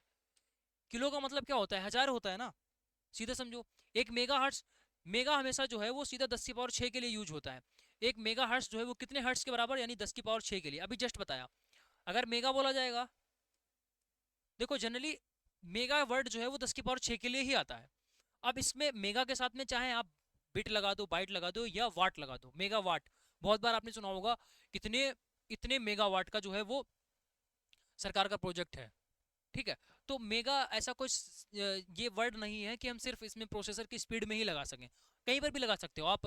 पावर में लगा सकते हो, सरकार का 500 या 700 1000 मेगावाट का जो है प्रोजेक्ट है और दिल्ली में इतना लगाओ, तो ऐसे ऐसी न्यूज आप सुनते होगे। ठीक है, तो मेगा का मतलब होता है 10 की पावर 6 और 10 की पावर 9 अगर लिखा होगा तो ये गीगा का मतलब होता है। ठीक है, गीगा। ठीक, तो यहाँ पर कितना हो जाएगा, कितने हर्ट्ज से 10 की पावर 6, 10 की पावर 6 का मतलब है 6 जीरो, 1 2 3 4 5 6, यानी ये डी वाला ऑप्शन करेक्ट हो जाएगा। ठीक, चलिए 1 गीगा हर्ट्ज जो हमने अभी आपको बताया, 1 गीगा हर्ट्ज जो है अगर हर्ट्ज पूछता, 1 गीगा हर्ट्ज देखो, 1 गीगा हर्ट्ज जो है वो 10 की पावर 9 हर्ट्ज के बराबर है। बट ये नहीं पूछ रहा है हमसे, मेगा हर्ट्ज के टर्म्स में पूछ रहा है, मेगा हर्ट्ज। तो इसको हम कैसे लिख सकते हैं, 10 की पावर 9 को कैसे लिखेंगे, 6 + 3 करके लिख देंगे। तो 10 की पावर 3 एज इट इज रहने देंगे इंटू 10 की पावर 6 हर्ट्ज। क्या 10 की पावर 9 को ऐसे लिख सकते हो आप, कोई परेशानी? 10 की पावर 9 को क्या ऐसे लिख सकते हो कोई परेशानी? तो आपने कहा कोई परेशानी नहीं। ऐसा करने के बाद में फिर आप देखिए पीछे ही, जस्ट पीछे ही हमने आपको क्या बताया था, 10 की पावर 6 जहां लिखा होगा, 10 की पावर 6 हर्ट्ज होगा, उसको हम मेगा लिख सकते हैं। तो यहाँ पर बस सीधा इतनी जगह पर मेगा चिपका दीजिए, तो क्या हो जाएगा, 10 की पावर 3 मेगा, यानी 1 गीगा हर्ट्ज बराबर, 1 गीगा हर्ट्ज बराबर 10 की पावर 3 मेगा हर्ट्ज। बस बन गया। सारे फार्मूले याद थोड़ी करने होते हैं, 10 की पावर 3 यानी कि 1000 मेगा हर्ट्ज हो गया। ठीक, इतना याद रखना है बस। गीगा अगर दे रखा है 10 की पावर 9 होता है, मेगा दे रखा होगा तो 10 की पावर 6 होता है। ठीक, चलिए इनमें से कौन सा क्रम सबसे छोटे से बड़े का सही क्रम दिखाता है? सबसे छोटे से बड़े की तरफ जाना है आपको। चलो देखो, सबसे पहले आपका जो है वो केबी है, केबी के बाद बाइट आता है, गलत, ये तो गलत हो गया। भाई बाइट के बाद में किलो बाइट होता है ना, तो ये एमबी है, मेगा है, फिर किलो है, गलत हो गया। पहले केबी आएगा फिर एमबी आएगा। अच्छा यहाँ पर देखते हैं, बिट है, बिट से बाइट बना, फिर किलो बाइट बना, फिर मेगा बाइट बना, तो ये बिल्कुल सही लिखा हुआ है। बिट से बाइट बनता है, बाइट से किलो बाइट बनेगा और फिर उसके बाद में आपका मेगा बाइट बनेगा। चलिए आगे बढ़ते हैं। इंटरनेट पर डाटा ट्रांसफर करने की सामान्यता किस में नापी जाती है? जो स्पीड है, डेटा ट्रांसफर की स्पीड, तो डेटा ट्रांसफर की जो स्पीड है वो एमबीपीएस में नापी जाती है, एमबीपीएस में। जब भी आप वाईफाई वगैरह देखते होगे, वाईफाई का प्लान, तो जनरली जो है वो उसमें लिखा होता है 100 पीएस, 100 जो है एमबीपीएस स्पीड, या आप 50 एमबीपीएस वाला प्लान ले लीजिए, या इतने वाला या उतने वाला। तो वो इंटरनेट की जो स्पीड होती है, यानी नेटवर्क की जो स्पीड है, उसको बेसिकली नापा जाता है किससे, 100 एमबीपीएस से। इसमें भी एक लोचा होता है, जैसे आप, हमने आपको क्या बताया था जब डिस्काउंट कल पढ़ा रहे थे, तो उसमें बताया था जब सक्सेसिव डिस्काउंट होता है कहीं पर 20% और 10% दे रखा होता है, उसका मतलब हम लोग जनरली समझ जाते हैं कि 20 + 10 30% डिस्काउंट चल रहा होगा। बट एक्चुअल में वैसा नहीं होता है, वो मार्केटिंग स्ट्रेटेजी होती है। ठीक है, ऐसे इसमें भी एक स्ट्रेटेजी लगी होती है। ये 100 एमबीपीएस बोला जाता है, लेकिन बहुत कम लोगों को पता है। जैसे मोबाइल में जो स्पीड हमको ऊपर दिखती है, वो मोबाइल में जो स्पीड दिखती है वो MB/सेकेंड होती है, MB/सेकेंड। यहाँ पर MBPS लिखा होता है। ठीक है, ये MBPS होता है। ठीक है, MBPS, मेगा बिट्स पर सेकेंड, और ये MB होता है, MB/सेकेंड, ये मेगा बाइट है। ठीक है, तो बिट्स बड़ा है कि बाइट, तो आपने कहा बाइट बड़ा है ना, तो ये मोबाइल पर जो स्पीड दिखती है, ठीक है, हम लोग उससे कंपेयर कर लेते हैं। और मोबाइल में जब भी हम डेटा यूज कर रहे होते हैं, तो कभी कभी हमें 4 MB/सेकेंड की स्पीड या 8 MB पर स्पीड आ गई। ठीक है, तो हम सोच रहे हैं मोबाइल में तो 4 8 आती है और ये 100 दे रहा है, ये तो बहुत अच्छी बात है। वहीं पर फंस जाते हैं। मोबाइल में जो लिखा है ये तो भाई बाइट लिखा है, अगर हम इसको इसमें कन्वर्ट करेंगे तो अप्रोक्सीमेटली 10 से गुणा करनी पड़ती है। ठीक है, तो अगर मोबाइल में आपकी 10 MB पर की स्पीड आ रही है, तो एक्चुअल में जो वाईफाई वाला दे रहा है आपकी स्पीड जस्ट उसके बराबर ही है। ठीक है, अप्रोक्सीमेटली 10 मानकर मल्टीप्लाई करते हैं तो चीज़ें सही हो जाती हैं। ठीक है, तो कहने का मतलब आपको मोबाइल में लगता है कि अरे भाई ये तो हमारा स्लो चल रहा है, वाईफाई वाला वो 100 MBPS स्पीड दे रहा है, बट एक्चुअल में ऐसा नहीं है, वो जस्ट आपके बराबर ही स्पीड दे रहा है। ये ट्रैप होता है।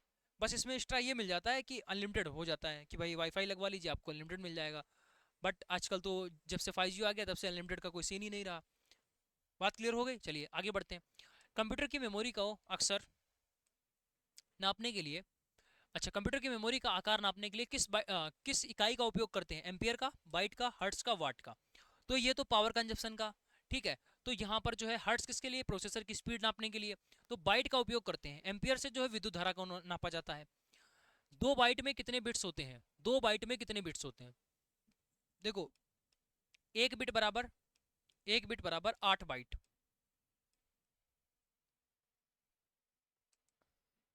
ये आपको इस तरीके से बताना है, 1 बाइट बराबर 1 बाइट बराबर 8 बिट। ठीक है, 8 बिट।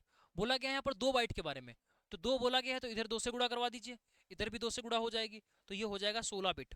किसके बराबर आ जाएगा, 16 बिट के बराबर हो जाएगा। ऑप्शंस की बात करें तो डी वाला ऑप्शन करेक्ट हो गया, डी ऑप्शन यहाँ से करेक्ट हो गया। चलिए, निम्नलिखित में से कौन सी मेमोरी की सबसे बड़ी इकाई है। इनमें से मेमोरी की सबसे बड़ी इकाई जो है वो टीबी है, टेराबाइट। टीबी जो है वो टेराबाइट है। ठीक है, ये सबसे बड़ी इकाई यहाँ पर रहती है। तो अभी जो हमारा सिस्टम है, उस सिस्टम में स्टार्टिंग में जो हमने डलवाया था वो 2 टेराबाइट डलवाया था, देखते देखते वो डेटा खत्म हो गया, मतलब स्टोरेज सब फुल हो गया। उसके बाद में फिर से हमने उसमें एक्सटेंड करवाया, क्योंकि ऑप्शंस रहते हैं ना उसमें, आप एक्सटेंड करवा सकते हो। तो 4 टेराबाइट का हमने और एक्सटेंशन करवाया। तो मतलब ये टेराबाइट जो है वो बड़ी होती है, इसके बाद आप कितना भी बढ़ाना चाहो वो टेराबाइट में ही ज़्यादातर बढ़ता रहता है। ठीक है, धीरे धीरे उसी हिसाब से चीज़ें बढ़ती रहती हैं। और अभी और भी कम पड़ रहा है तो फिर हमको अलग से SSD लेना पड़ा। चलिए आगे बढ़ते हैं। आगे यहाँ दे रखा है कंप्यूटर मेमोरी का वर्ड सामान्यता क्या दर्शाता है। कंप्यूटर मेमोरी में जो वर्ड है वो सामान्यता क्या दर्शाता है, बताइए। ये सिंगल लेटर दिखाता है, ये सिंगल बाइट ओनली दिखाता है, ये टाइप ऑफ सॉफ्टवेयर दिखाता है, ये group of bits process together as a unit. तो यहाँ पर डी वाला ऑप्शन करेक्ट हो जाएगा। देखो कंप्यूटर मेमोरी में बोल रहा है, मेमोरी में जो वर्ड होता है वो क्या दिखाता है। अगर एक टेक्स्ट दिखाना होगा, देखो ये जो एक टेक्स्ट लिखा होता है ये बिट और बाइट में आता है, किस में आता है, बिट में आता है। तो यहाँ पर एक ग्रुप ऑफ बिट्स, अगर एक टेक्स्ट लिख रहे हो, भाई आपने कुछ टेक्स्ट लिखा, तो ये किस में आता है, बाइट्स में, बिट्स में आता है। तो यहाँ पर अगर वर्ड लिख रहे हो तो वर्ड में कई सारे लेटर्स होंगे, तो ये ग्रुप ऑफ बिट्स हो जाता है। ठीक, चलिए आगे। इनमें से कौन सा भंडारण की इकाई नहीं है, तो ये हर्ट्स जो है वो भंडारण की इकाई नहीं है, ये प्रोसेसर की स्पीड की इकाई है। ठीक है, चलिए। एक पेंटाबाइट कितने टेराबाइट के बराबर होता है। टेराबाइट के बाद जो अगला नंबर आता है वो पेंटाबाइट का ही आता है, जो 1024 टेराबाइट बराबर 1 PB। ठीक है, ये सब कुछ 1024 में ही चलता है, 1000 कभी नहीं चलता, ये ध्यान रखना, 1000 नहीं चलता है। और 1024 ही आपका होता है, जो इसको बोला जाता है 2 की पावर 10, 2 की पावर 10 बराबर 1024। ठीक है, चलिए। आधुनिक कंप्यूटरों में रैम का आकार सामान्यतः किसमें मापा जाता है। जो रैम है वो किसमें नापी जाती है, तो रैम आजकल जो है वो गीगाबाइट यानी जीबी में मापी जाती है। तो आपने बहुत बार देखा होगा, जब भी आप फ़ोन लेने जाते हो तो वो आपसे पूछता है कि 2 GB वाला फ़ोन दिखा दें या 3 GB वाला या 4 GB वाला। अब तो 2 GB का खेल खत्म ही हो गया, क्योंकि इतने सारे ऐप्स हो गए, तो 2 GB तो चल ही नहीं पाएगा। तो ज़्यादातर 4 GB वाला मिनिमम लोग ले रहे हैं। उसके बाद 6 GB है, 8 GB, धीरे धीरे उतना महंगा होता हुआ फ़ोन चला जाएगा कि 8 GB। अच्छा, उसके बाद अगर ये बोल रहा है 4 64 वाला लोगे या 4 128 वाला लोगे, तो इसके बाद जो 128 GB वो बोलता है, ये रोम के बारे में बोलता है। रोम, ये जो है वो रैम के बारे में बोलता है। 4 GB 6 GB 8 GB, ये क्या है, ये तो आपकी रैम हो गई, रैम। इसके साथ साथ में जो बाद में डेटा बोलता है कि 128 GB लेना है या 512 GB वाला लेना है, अभी बोलेंगे नहीं आईफोन वाला 2 टेराबाइट वाला हमने लिया है। आईफोन में रैम नहीं बताते हैं, आईफोन में रैम बताते भी नहीं है, और उसमें बताने की आवश्यकता भी नहीं है, क्योंकि वो इतना फास्ट ही है, उसमें रैम क्या ही बताओगे। एंड्रॉइड में बताना पड़ता है, हाँ भाई मिनिमम 4 GB 6 GB का आपको लेना ही पड़ेगा, नहीं तो फिर सारे ऐप्स नहीं चल पाएंगे। आईफोन में ऐसा कुछ नहीं है, आईफोन में फिर आपको रोम देखनी पड़ती है। रैम की आप टेंशन छोड़ दो, चाहे कितना भी आप 64 GB वाला भी लोगे तो भी उसमें एकदम सारी चीज़ें स्मूथ चलेंगी, 10 साल 5 साल तक आराम से चलती रहेंगी, कोई दिक्कत नहीं है। तो वहाँ पर क्या है, वहाँ पर बात करेंगे, रोम की बात करते हैं कि 512 GB वाला वेरिएंट लेना है या आपको 256 GB वाला लेना है। तो आईफोन की कहानी अलग है, उसकी दुनिया ही अलग है। तो वहाँ पर हमेशा ये जो बात करते हैं वो रोम की बात की जाएगी। एंड्रॉयड में दोनों चीज़ें पूछेंगे, भाई आपको 4 64 वाला दे दें, 8 128 वाला दे दें, ठीक है। तो वो चीज़ें होती हैं, एक रैम के बारे में बोलता है और रोम के बारे में बोलता है। चलो, ये सब जीबी में चलता है। एनालॉग सिग्नल को डिजिटल में बदलने के लिए किस डिवाइस का उपयोग किया जाता है। एनालॉग सिग्नल है, इसको डिजिटल में बदलना है। प्रिंटर से तो भाई प्रिंट करते हैं, प्रिंटर से क्या करते हैं, प्रिंट करते हैं। स्पीकर से तो गाने सुनते हैं, ठीक है। मॉडेम से क्या है, ये नेटवर्क से रिलेटेड है, ठीक है। और मॉनिटर जो है वो वीडियो देखने के लिए है। बोलो यहाँ पर सिग्नल है, सिग्नल को आप उसमें बदल रहे हो तो ये सीधा मॉडेम हो जाएगा ना, ठीक है। क्या हो जाएगा, मॉडेम। ये मॉडेम में क्या होता है, मॉड्यूलेटर और डीमॉड्यूलेटर, यानी जो एनालॉग को डिजिटल और डिजिटल सिग्नल को एनालॉग में बदलता है। ये मॉड्यूलेटर और डीमॉड्यूलेटर होता है, दोनों काम करता है। ये एनालॉग को डिजिटल में भी बदलता है और डिजिटल सिग्नल को एनालॉग में भी बदलता है। ठीक है, चलिए आगे बढ़ते हैं। कंप्यूटर की पहली कंप्यूटर की किस पीढ़ी में ट्रांजिस्टर का उपयोग हुआ? बताया था ना, पहली पीढ़ी में जो है वो वैक्यूम ट्यूब का आविष्कार हुआ, मतलब यूज किया गया, वैक्यूम ट्यूब यानी निर्वात नली। ठीक। और बात करते हैं दूसरी पीढ़ी, तो दूसरी पीढ़ी में ट्रांजिस्टर का उपयोग हुआ। ठीक है, तीसरी पीढ़ी में आईसी चिप का उपयोग हुआ। और फिफ्थ जनरेशन जो कि अभी करंटली चल रही है, वो माइक्रो प्रोसेसर, वेरी स्मॉल वाले जितने हैं, मल्टीपल, बहुत सारे माइक्रो प्रोसेसर का उपयोग हो रहा है। और इस क्वेश्चन की बात करें किस पीढ़ी में ट्रांजिस्टर, तो ट्रांजिस्टर जो है वो द्वितीय पीढ़ी में, यानी सी वाला ऑप्शन यहाँ से करेक्ट हो जाएगा। ठीक है, बहुत बड़े बड़े हुआ करते थे, एक एक कमरे भर का एक कंप्यूटर हुआ करता था स्टार्टिंग में। तो माइक्रो प्रोसेसर कंप्यूटर किस पीढ़ी में प्रयुक्त करना शुरू किए गए? पहली में नहीं, दूसरी में नहीं, तीसरी में। क्या हो जाएगा? तीसरी पीढ़ी में, सॉरी, तीसरी में तो आपका आईसी चिप आया था, तीसरी में आईसी चिप, ये आपका हो जाएगा फोर्थ। माइक्रो प्रोसेसर जो है वो फोर्थ में। ठीक, चलिए आगे बढ़ते हैं। कौन सी मेमोरी प्रकृति में कौन सी मेमोरी प्रकृति में वाष्पशील यानी वोलाटाइल होती है? बता चुके हैं, वोलाटाइल कौन हो जाएगी? रैम हो जाएगी। आगे बढ़ते हैं। कंप्यूटर में सबसे तेज मेमोरी कौन सी होती है? बताया था। कैसे मेमोरी होती है? सबसे फास्ट मेमोरी कौन सी हो जाती है? कैसे मेमोरी। निम्नलिखित में से कौन सा एक द्वितीयक यानी सेकेंडरी स्टोरेज है? सेकेंडरी स्टोरेज कौन सा है? ये प्राइमरी है, ये भी प्राइमरी। सेकेंडरी जो है वो आपका ये हो जाएगा हार्ड डिस्क। बोला था जितने भी आपके एचएसडी हो गई, एसएसडी हो गई, पेन ड्राइव हो गया, यूएसबी हो गया, मेमोरी कार्ड हो गया, सीडी रोम हो गया, और ये आपका फ्लॉपी डिस्क ड्राइव हो गई, सारे के सारे जो एडिशनल बाद में लगाते हो ना मोबाइल में, जो पहले से पढ़ के आता है, रैम, वो प्राइमरी होता है। उसके अलावा जो भी आप उसमें लगा रहे हो या कंप्यूटर में जो एक्स्ट्रा लगा रहे हो, सब कुछ जो है वो आपका सेकेंडरी स्टोरेज में आता है। कंप्यूटर का कौन सा भाग जो है वो सिस्टम का मस्तिष्क कहलाता है? ठीक है, तो ये तो आपका सीधा हो गया ना, सीपीयू। ठीक, चलिए। ऑपरेटिंग सिस्टम में कौन सा सॉफ्टवेयर के उदाहरण है? तो ऑपरेटिंग सिस्टम किस प्रकार के सॉफ्टवेयर का उदाहरण है? बताया था ना, सिस्टम सॉफ्टवेयर। ये आपका सिस्टम सॉफ्टवेयर हो जाएगा। तीन तरीके के सॉफ्टवेयर थे, system system software, utility software और एप्लीकेशन सॉफ्टवेयर। ठीक, चलिए। एमएस वर्ड में किस प्रकार के सॉफ्टवेयर का उदाहरण है? तो एमएस वर्ड हमारे काम में आता है ना, तो ये एक एप्लीकेशन सॉफ्टवेयर है। कौन सा है? Application software. चलो नेक्स्ट। लाइनेक्स किस प्रकार का एक सॉफ्टवेयर है? तो ये जो है वो आपका ओपन सोर्स सॉफ्टवेयर है। लाइनेक्स क्या है? Open source. ठीक, बता चुके हैं आपको, लाइनेक्स एक ओपन सोर्स सॉफ्टवेयर है। स्क्रीन पर आइटम को पॉइंट और सेलेक्ट करने के लिए किस डिवाइस का उपयोग किया जाता है? तो ये जो है वो माउस का उपयोग करते हैं। ठीक है, माउस का उपयोग किया जाता है। अगर जब भी आपको कंप्यूटर चलाना है तो बिना माउस के थोड़ी चला पाओगे, आपको माउस की आवश्यकता पड़ेगी ही पड़ेगी। ठीक है, इसके अलावा कंप्यूटर को वायरस से बचाने के लिए निम्नलिखित में से किसका उपयोग किया जाता है? तो ये तो एंटीवायरस हो गया, इससे आसान प्रश्न तो हो ही नहीं सकता। भाई वायरस से बचाना है तो एंटीवायरस डाल दो। कंप्यूटर का वायरस किस प्रकार का होता है? हार्डवेयर कंपोनेंट होता है क्या? और ये आपका मेलिशियस सॉफ्टवेयर होता है, या आउटपुट डिवाइस होता है, या इनपुट डिवाइस होता है? तो ये आपका जो है वो मेलिशियस सॉफ्टवेयर होता है। ठीक है, जो मालवेयर जैसा आपने पढ़ा होगा ना, कि ये जो है मालवेयर है, या फिर उसको रोकने के लिए फायरवॉल का उपयोग किया जाता है। ठीक है, तो वही है। बाकी अच्छा, इसमें देखो ऑप्शंस के थ्रू हम इसको समझ सकते हैं बहुत इजीली। इनपुट डिवाइस हो ही नहीं सकता, आउटपुट डिवाइस हो ही नहीं सकता, भाई डिवाइसेस थोड़ी है। और हार्डवेयर का मतलब होता है, हार्डवेयर का मतलब है देखो, इसको हम छू सकते हैं, ये हार्डवेयर है। इसको, इस बोर्ड को हम, पैनल को छू सकते हैं, ये भी हार्डवेयर है। तो जितनी भी चीजें छू सकते हो वो सब कुछ है। लेकिन अगर हम बात करें, क्या हम इसको छू सकते हैं? देखिए, ये कंप्यूटर हमने खोल दिया। अब इस कंप्यूटर में ये रिसाइकिल बिन है, क्या इसको हम टच कर सकते हैं? इसके अंदर ये माई कंप्यूटर, क्या इसको हम टच कर सकते हैं? ये फोल्डर्स हैं, क्या इनको टच कर सकते हैं? नहीं। इसके अंदर जितने भी एप्स पड़े हैं, एप्लीकेशंस पड़ी हैं, क्या उनको टच कर सकते हैं? नहीं।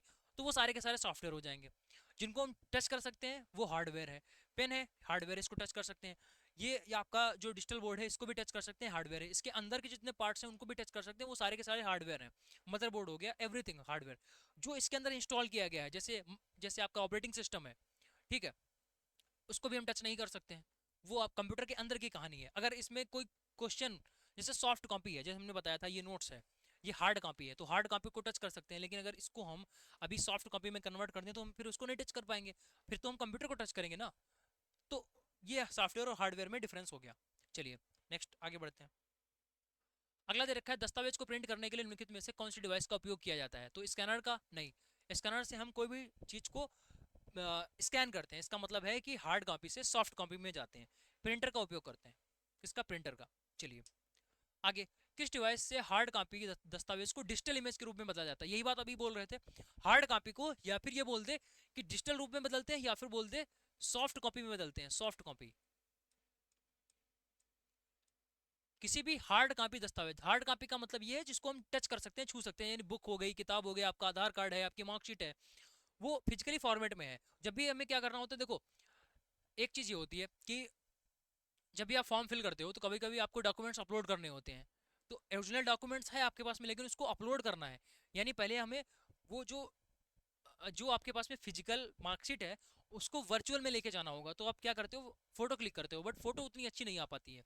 तो एज इट इज उसको करने के लिए एक डिवाइस आती है जिसको बोला जाता है स्कैनर, बोला जाता है। क्या बोला जाता है? स्कैनर। स्कैनर के अंदर, स्कैनर के अंदर जो है वो आपको जैसे मार्कशीट प्रिंट करने है, मार्कशीट जो है उसकी कॉपी बनानी है, सॉफ्ट कॉपी, तो उस मार्कशीट को उसके अंदर रखा जाएगा और फिर कंप्यूटर के थ्रू उसका पूरा इसको स्कैन कर लिया जाएगा और वो फाइल जो है वो सेव हो जाएगी, और बहुत छोटी 1-2 MB की, और बिल्कुल एज इट इज होगा। अगर कैमरा से फोटो लोगी तो उतनी अच्छी नहीं आ पाती है। ठीक है, तो ये आप बहुत अच्छी तरीके से समझ गए होंगे। डिजिटल फॉर्मेट में यूज करने के लिए इसका उपयोग करते हैं। कंप्यूटर को मदरबोर्ड और किस नाम से जानते हैं? भाई कंप्यूटर के मदरबोर्ड को और किस नाम से जानते हैं? Power supply unit, storage unit, input unit, main circuit board. तो ये आपका होता है main circuit board, main circuit board. इसी से ही सारा कुछ चलता है। अगर मदरबोर्ड खराब तो सब कुछ खराब। अभी आप देख रहे होगे ये जो पैनल है, अभी हमने जस्ट इसको बदला है, ये जो डिजिटल बोर्ड है इसको हमने बदला, थोड़े ही दिन हुए, इस वजह से जो क्लासेस हैं वो आपकी थोड़ी सी डिले हो गई, क्योंकि काफ़ी टाइम से रिपेयरिंग के लिए पड़ा हुआ था, तो हमें नया परचेज करना पड़ा, और पुराना पुराना वाला जो बोर्ड है वो अभी रखा हुआ है। मेन इशू उसमें था कि उसका जो मदरबोर्ड था वो खराब हो गया था। ठीक है, अब बहुत सारे लोग फिर ये नहीं देखते हैं कि भाई क्लासेस थोड़ी डिले हो गई, यूट्यूब पे नहीं आ पा रही है, बैच में नहीं आ पा रही, तो उसके पीछे भी ये रहता है कि भाई आपका डिजिटल बोर्ड है, कुछ इतना जो है वो सस्ता तो आता नहीं है। अब डिजिटल बोर्ड है, अभी ये खराब हुआ, ऐसा तो हमें क्लियर नहीं पता था कि उसमें क्या दिक्कत है क्या नहीं है। तो जब तक उसका रिपेयरमेंट हो रहा है, जब तक उसमें चीज़ें कुछ हो रही हैं, तब तक बहुत सारे बच्चे परेशान हो रहे हैं कि क्लासेस नहीं आ रही सर, यूट्यूब पे नहीं हो रहा है, ये नहीं हो रहा है, वो नहीं हो रहा है, सारी चीज़ें रहती हैं। ठीक है, तो बहुत मतलब थोड़ा बहुत हमने वेट किया उसके लिए, फिर उसने हमने दूसरा मंगा लिया, क्योंकि बहुत सारी क्लासेस और सब कुछ डिले हो रहा था। तो अभी पुराना वाला रखा हुआ है, बाद में जब इलेक्ट्रीशियन आया, उन्होंने देखा, मैकेनिक ने, तो वगैरह पता चला कि उसका डिजिटल, उसका जो मदरबोर्ड है वो पूरा खराब हो गया। मतलब ये बाहर से डिस्प्ले सब कुछ ठीक है, लेकिन अंदर एक यहाँ पर मदरबोर्ड है, यही पूरा जो है मेन सर्किट है, यही पूरा सर्किट है, इसी से सारी चीज़ें कनेक्ट हुए हैं। कभी जब आप सीपीयू में देखोगे तो सीपीयू हो, चाहे आपका कोई भी टीवी हो, चाहे कोई भी एक चीज़ हो, इलेक्ट्रॉनिक कोई भी चीज़ हो, सब में मदरबोर्ड जरूर होता है। यही एक मदरबोर्ड होता है जो सब कुछ कंट्रोल करता है। अभी के टाइम पर अगर आप ध्यान से देख रहे होगे, जो अभी ई रिक्शा हैं जिनको बंद किया जा रहा है, तो वो लिथियम बैटरी के ऊपर एक छोटा सा मदरबोर्ड है, मदरबोर्ड चिप लगी हुई है, उसी को जो है वो वाईफाई के थ्रू, उस ब्लूटूथ के थ्रू कनेक्ट कराकर उसको बंद किया जा रहा है। तो यहाँ पर क्या है, सब कुछ जो कंट्रोल करता है वो आपका मदरबोर्ड ही मेन होता है। अगर मदरबोर्ड ठप हो गया तो सब कुछ पूरा सिस्टम बंद। ठीक है, इवन पावर सप्लाई तक इधर उधर नहीं जाएगी, आपकी डिस्प्ले ऑन तक नहीं होगी। ठीक है, चलिए, तो यहाँ पर मेन सर्किट बोर्ड इसको बोला जाता है। आगे बढ़ते हैं। निम्नलिखित में से कौन सा एक पॉइंटिंग डिवाइस है? पॉइंटिंग डिवाइस की जब भी बात हो जाएगी तो एक मॉनिटर है, जॉयस्टिक है, कीबोर्ड है, प्रिंटर नहीं, कोई नहीं, जॉयस्टिक है। जॉयस्टिक से पॉइंटिंग, पॉइंटिंग का मतलब है जैसे कभी आप एम सूट वाले गेम्स खेलते होगे, यानी जैसे गन चलाना हो गया या बबल शूट करना हो गया, तो वहां पर जो है जॉयस्टिक के थ्रू हम निशाना लगा सकर उसको और शूट कर सकते हैं। ठीक है, तो ऐसे समझ लीजिए कि पॉइंटिंग के लिए है, या तो हम पॉइंटिंग के लिए हम माउस का उपयोग करेंगे, नहीं माउस है तो फिर हम जॉयस्टिक का उपयोग करेंगे। ठीक, चलिए। एक बाइट सामान्यतः कितने बिट्स से मिलकर बनी होती है? एक बाइट जो है वो 8 बिट्स से मिलकर बनी होती है। एक बाइट 8 बिट्स से मिलकर बनी होती है। क्वेश्चन नंबर 144, कंप्यूटर आंतरिक रूप से किस संख्या प्रणाली का उपयोग करता है? तो ये कंप्यूटर बाइनरी नंबर का उपयोग करता है, जो कि सिर्फ 0 और 1 होता है। हम लोग यहाँ पर डेसिमल संख्या का यूज करते हैं, 1 से लगा करके 9 तक संख्याएं डेसिमल में होती हैं। इनमें से कौन सा आकार के आधार पर कंप्यूटर का प्रकार है? आकार के आधार पर कंप्यूटर का प्रकार आपको बताना है। ठीक है, तो आकार के आधार पर कंप्यूटर का प्रकार भाई सुपर कंप्यूटर है। कंप्यूटर कितने प्रकार के होते हैं भाई? आकार के आधार पर अगर देखा जाए तो मिनी कंप्यूटर हो गया, माइक्रो कंप्यूटर हो गया, मेन फ्रेम कंप्यूटर हो गया, और आपका सुपर कंप्यूटर हो गया। ठीक है, सबसे पहले आपका माइक्रो कंप्यूटर हो गया, उसमें लैपटॉप वगैरह आते हैं, फिर उसके बाद में मिनी कंप्यूटर हो गया, फिर मेन फ्रेम कंप्यूटर हो गया, और सुपर कंप्यूटर सबसे बड़े होते हैं इस तरीके से। ठीक है, इसके अलावा ये आपका लेजर प्रिंटर दे रखा है, तो प्रिंट आउट निकालने के लिए, स्कैनर जो है वो सॉफ्ट कॉपी बनाने के लिए या डिजिटल कॉपी बनाने के लिए, मॉडेम का उपयोग जो है किसके लिए किया जाता है? एनालॉग सिस्टम को डिजिटल में, एनालॉग सिग्नल को डिजिटल सिग्नल में, या डिजिटल को एनालॉग में कन्वर्ट करने के लिए। ठीक है, चलिए। निम्नलिखित में से सबसे छोटे प्रकार का कंप्यूटर कौन सा होता है? जो सबसे छोटा कंप्यूटर होता है वो आपका माइक्रो कंप्यूटर होता है। माइक्रो कंप्यूटर में ही आपके लैपटॉप वगैरह जो है वो आते हैं। ठीक, चलिए आगे बढ़ते हैं। और आगे बोल रहा है लैपटॉप कंप्यूटर किस श्रेणी में आते हैं? तो अभी हमने जस्ट आपको बताया कि ये माइक्रो में आते हैं। सबसे पहले माइक्रो हो गया, ध्यान रखना ये कभी कभी ये भी पूछ देता है, इनको क्रम में लगाइए। माइक्रो के बाद में आपका आता है मिनी, ऐसे इसको लिख लेंगे इंग्लिश में, वरना इंग्लिश वाले बच्चे पता नहीं इतने क्यों परेशान हो जाते हैं। सारी चीजें बोल तो रहे हैं, ऐसा तो है नहीं कुछ कि माइक्रो है, माइक्रो इंग्लिश में भी वही है, वो हिंदी में हमने लिख दिया। माइक्रो बोला तो है, ऐसा तो थोड़ी है कि माइक्रो हम बोल नहीं रहे हैं। तो ये आपका माइक्रो हो गया। माइक्रो से फिर थोड़े बड़े होते हैं मिनी, उससे बड़े होते हैं मेन फ्रेम, उससे बड़े क्या होते हैं? Main frame. ठीक है, एंड उससे बड़े होते हैं आपके, सबसे बड़े होते हैं सुपर कंप्यूटर। ठीक है, सुपर कंप्यूटर। परम, जब भी सुपर कंप्यूटर का बात आएगी तो वहां पर परम जो है सुपर कंप्यूटर का नाम यहाँ पर है।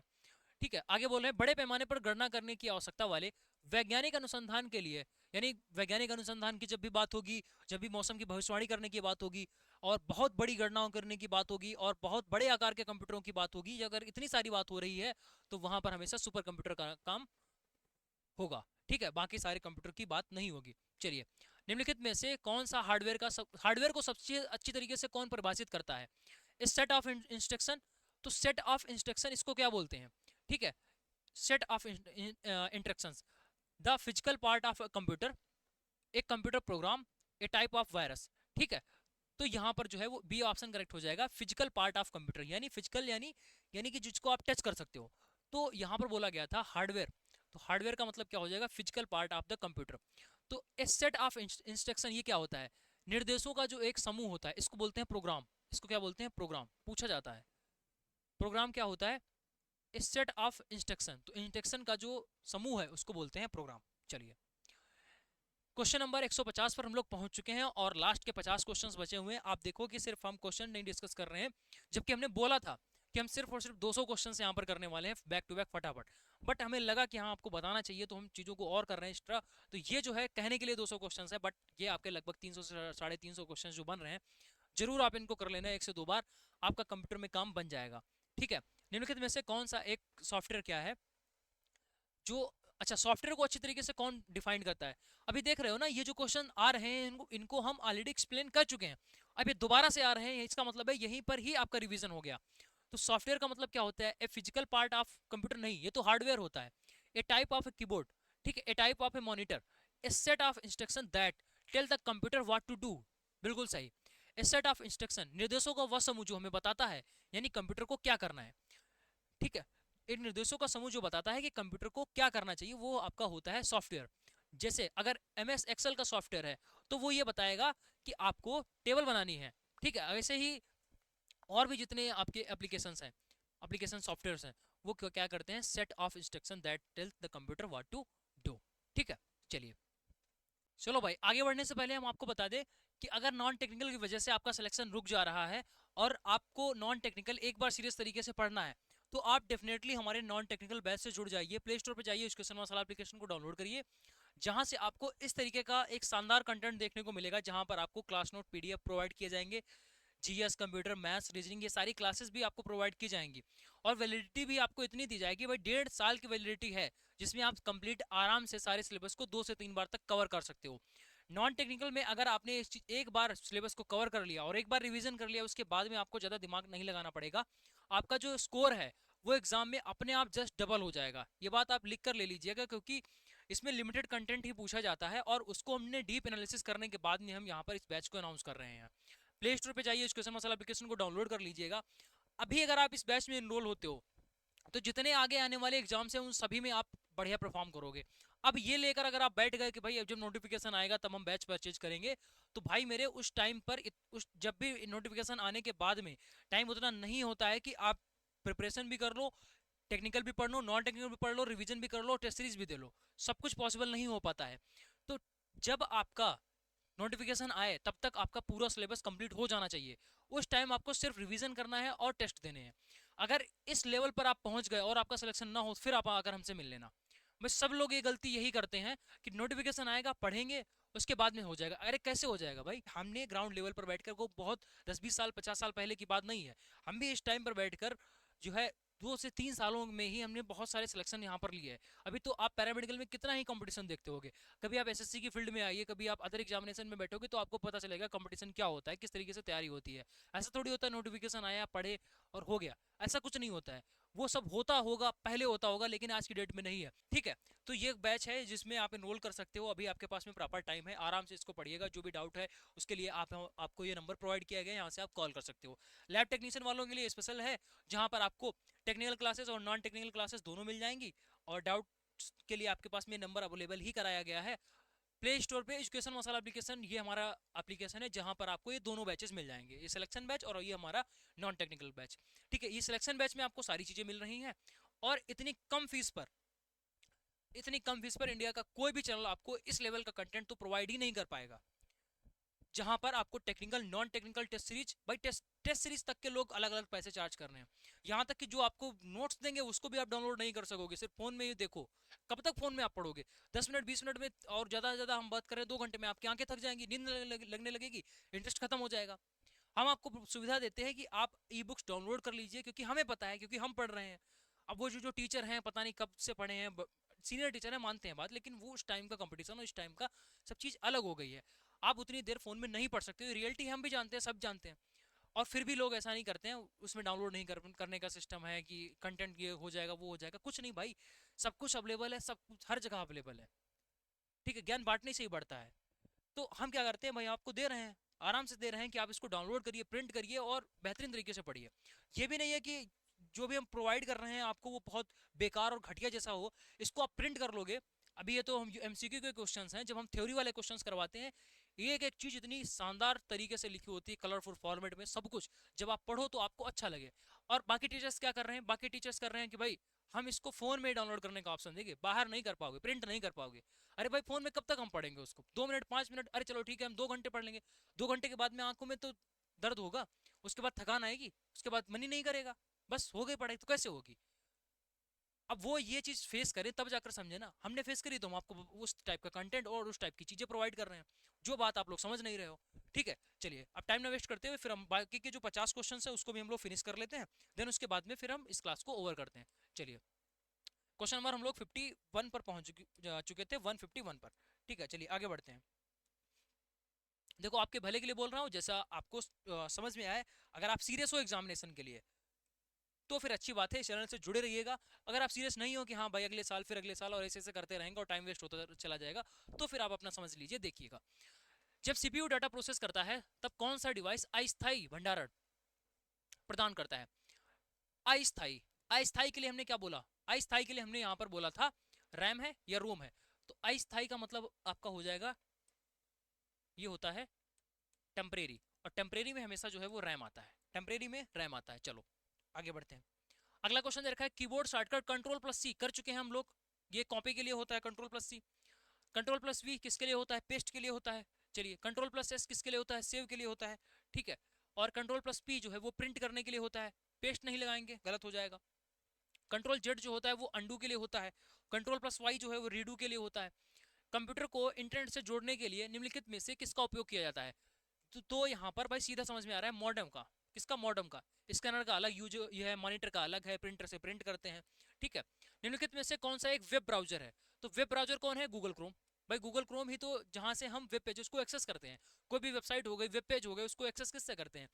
आपका गूगल क्रोम से। फोटोशॉप से तो फोटो एडिट करते हैं, इससे जो है टेबल बनाते हैं, इस पर जो है वो बुक्स वगैरह है, एप्लीकेशंस हैं, जो भी टेक्स्ट रीड एंड राइट करना है वो हमारा एमएस वर्ड से होता है। चलिए, ईमेल में एड्रेस और यूजर को डोमेन नेम को अलग करने के, देखो यहाँ पर यूजर नेम और डोमेन नेम, इसको अलग करने के लिए एज द रेट, जब भी ईमेल की बात होगी एज द रेट, जब भी एक्सेल की बात होगी तो वहां पर फार्मूले में बराबर का यूज करते हैं। ठीक है, तो एज द रेट, जैसे यहाँ पर ये एक मेल लिखी हुई है, तो देखो एज द रेट के पहले वाला जो भी होता है वो यूजर नेम होता है। फिर आपका जो है यहाँ पर एज द रेट लगा हुआ है और लास्ट में आपका डोमेन नेम है। डोमेन नेम में gmail.com हो सकता है, .in हो सकता है, .gov हो सकता है। ठीक है, ये सारे डोमेन नेम होते हैं। ठीक है, चलिए आगे। इंटरनेट पर प्रत्येक डिवाइस को दिया जाने वाला एक विशिष्ट पता क्या होता है? ये तो आपका आईपी एड्रेस होता है, बता चुके हैं डिटेल में। निम्नलिखित में से कौन सा एक सर्च इंजन है? एक्सेल सर्च इंजन नहीं है, गूगल एक सर्च इंजन है, कुछ भी इस पर आप सर्च कर सकते हो, कुछ भी, एनीथिंग। वेब पेज को रिफ्रेश करने के लिए, भाई रिफ्रेश करने के लिए F5, रिफ्रेश के लिए F5। चलिए, एक छोटे भौगोलिक क्षेत्र जिसे इमारत तक सीमित, अच्छा एक छोटे भौगोलिक क्षेत्र एक ही इमारत तक सीमित नेटवर्क को क्या कहते हैं? एक ही इमारत यानी एक ही बिल्डिंग में लोकल एरिया नेटवर्क, क्या हो जाएगा? Local area network. और अगर सिर्फ बात होती कि एक ही रूम के अंदर एक ही रूम में मतलब पर्सनल के लिए, खुद के लिए, तो वहां पर पैन का उपयोग करते हैं। ठीक है, चलिए आगे। एक बड़े भौगोलिक क्षेत्र जिसमें किसी देश में फैले नेटवर्क को क्या कहा जाता है? पूरे देश में फैले नेटवर्क को हमने बताया था एक्सप्लेन करके कि वाइड एरिया नेटवर्क हो जाएगा। ठीक है, पूरे कंट्री में। और जहां पर एक सिटी में होगा तो वहां पर मैन का उपयोग किया जाएगा, मेट्रोपॉलिटन एरिया नेटवर्क। ठीक है, निम्नलिखित में से कौन सा एक सोशल मीडिया प्लेटफॉर्म का उदाहरण है? तो सोशल मीडिया जितने आपका फेसबुक हो गया, इंस्टाग्राम हो गया, स्नैपचैट हो गया, और आपका टेलीग्राम हो गया, ट्विटर हो गया जिसको एक्स बोला जा रहा है, तो ये सारे के सारे जो है वो सोशल मीडिया प्लेटफॉर्म होंगे। ठीक है, चलिए। एक लंबी दूरी पर कमजोर नेटवर्क के सिग्नल को बढ़ाने के लिए किस डिवाइस का उपयोग किया जाता है? अगर आप ध्यानपूर्वक हमारी सारी बातों को सुन रहे होगे तो इस क्वेश्चन का आंसर आप कर ले जाओगे। हमने बताया था लंबी दूरी पर, देखो लंबी दूरी पर होता है तो नेटवर्क का सिग्नल कमजोर हो जाता है। ठीक है, तो उसको बढ़ाने के लिए जो है किसका उपयोग करते हैं? रिपीटर का उपयोग करते हैं भाई, रिपीटर का। ठीक है, चलो आगे। वेबसाइट में वेब एड्रेस www का फुल फॉर्म क्या होता है? World wide web. ठीक है, वर्ल्ड वाइड वेब।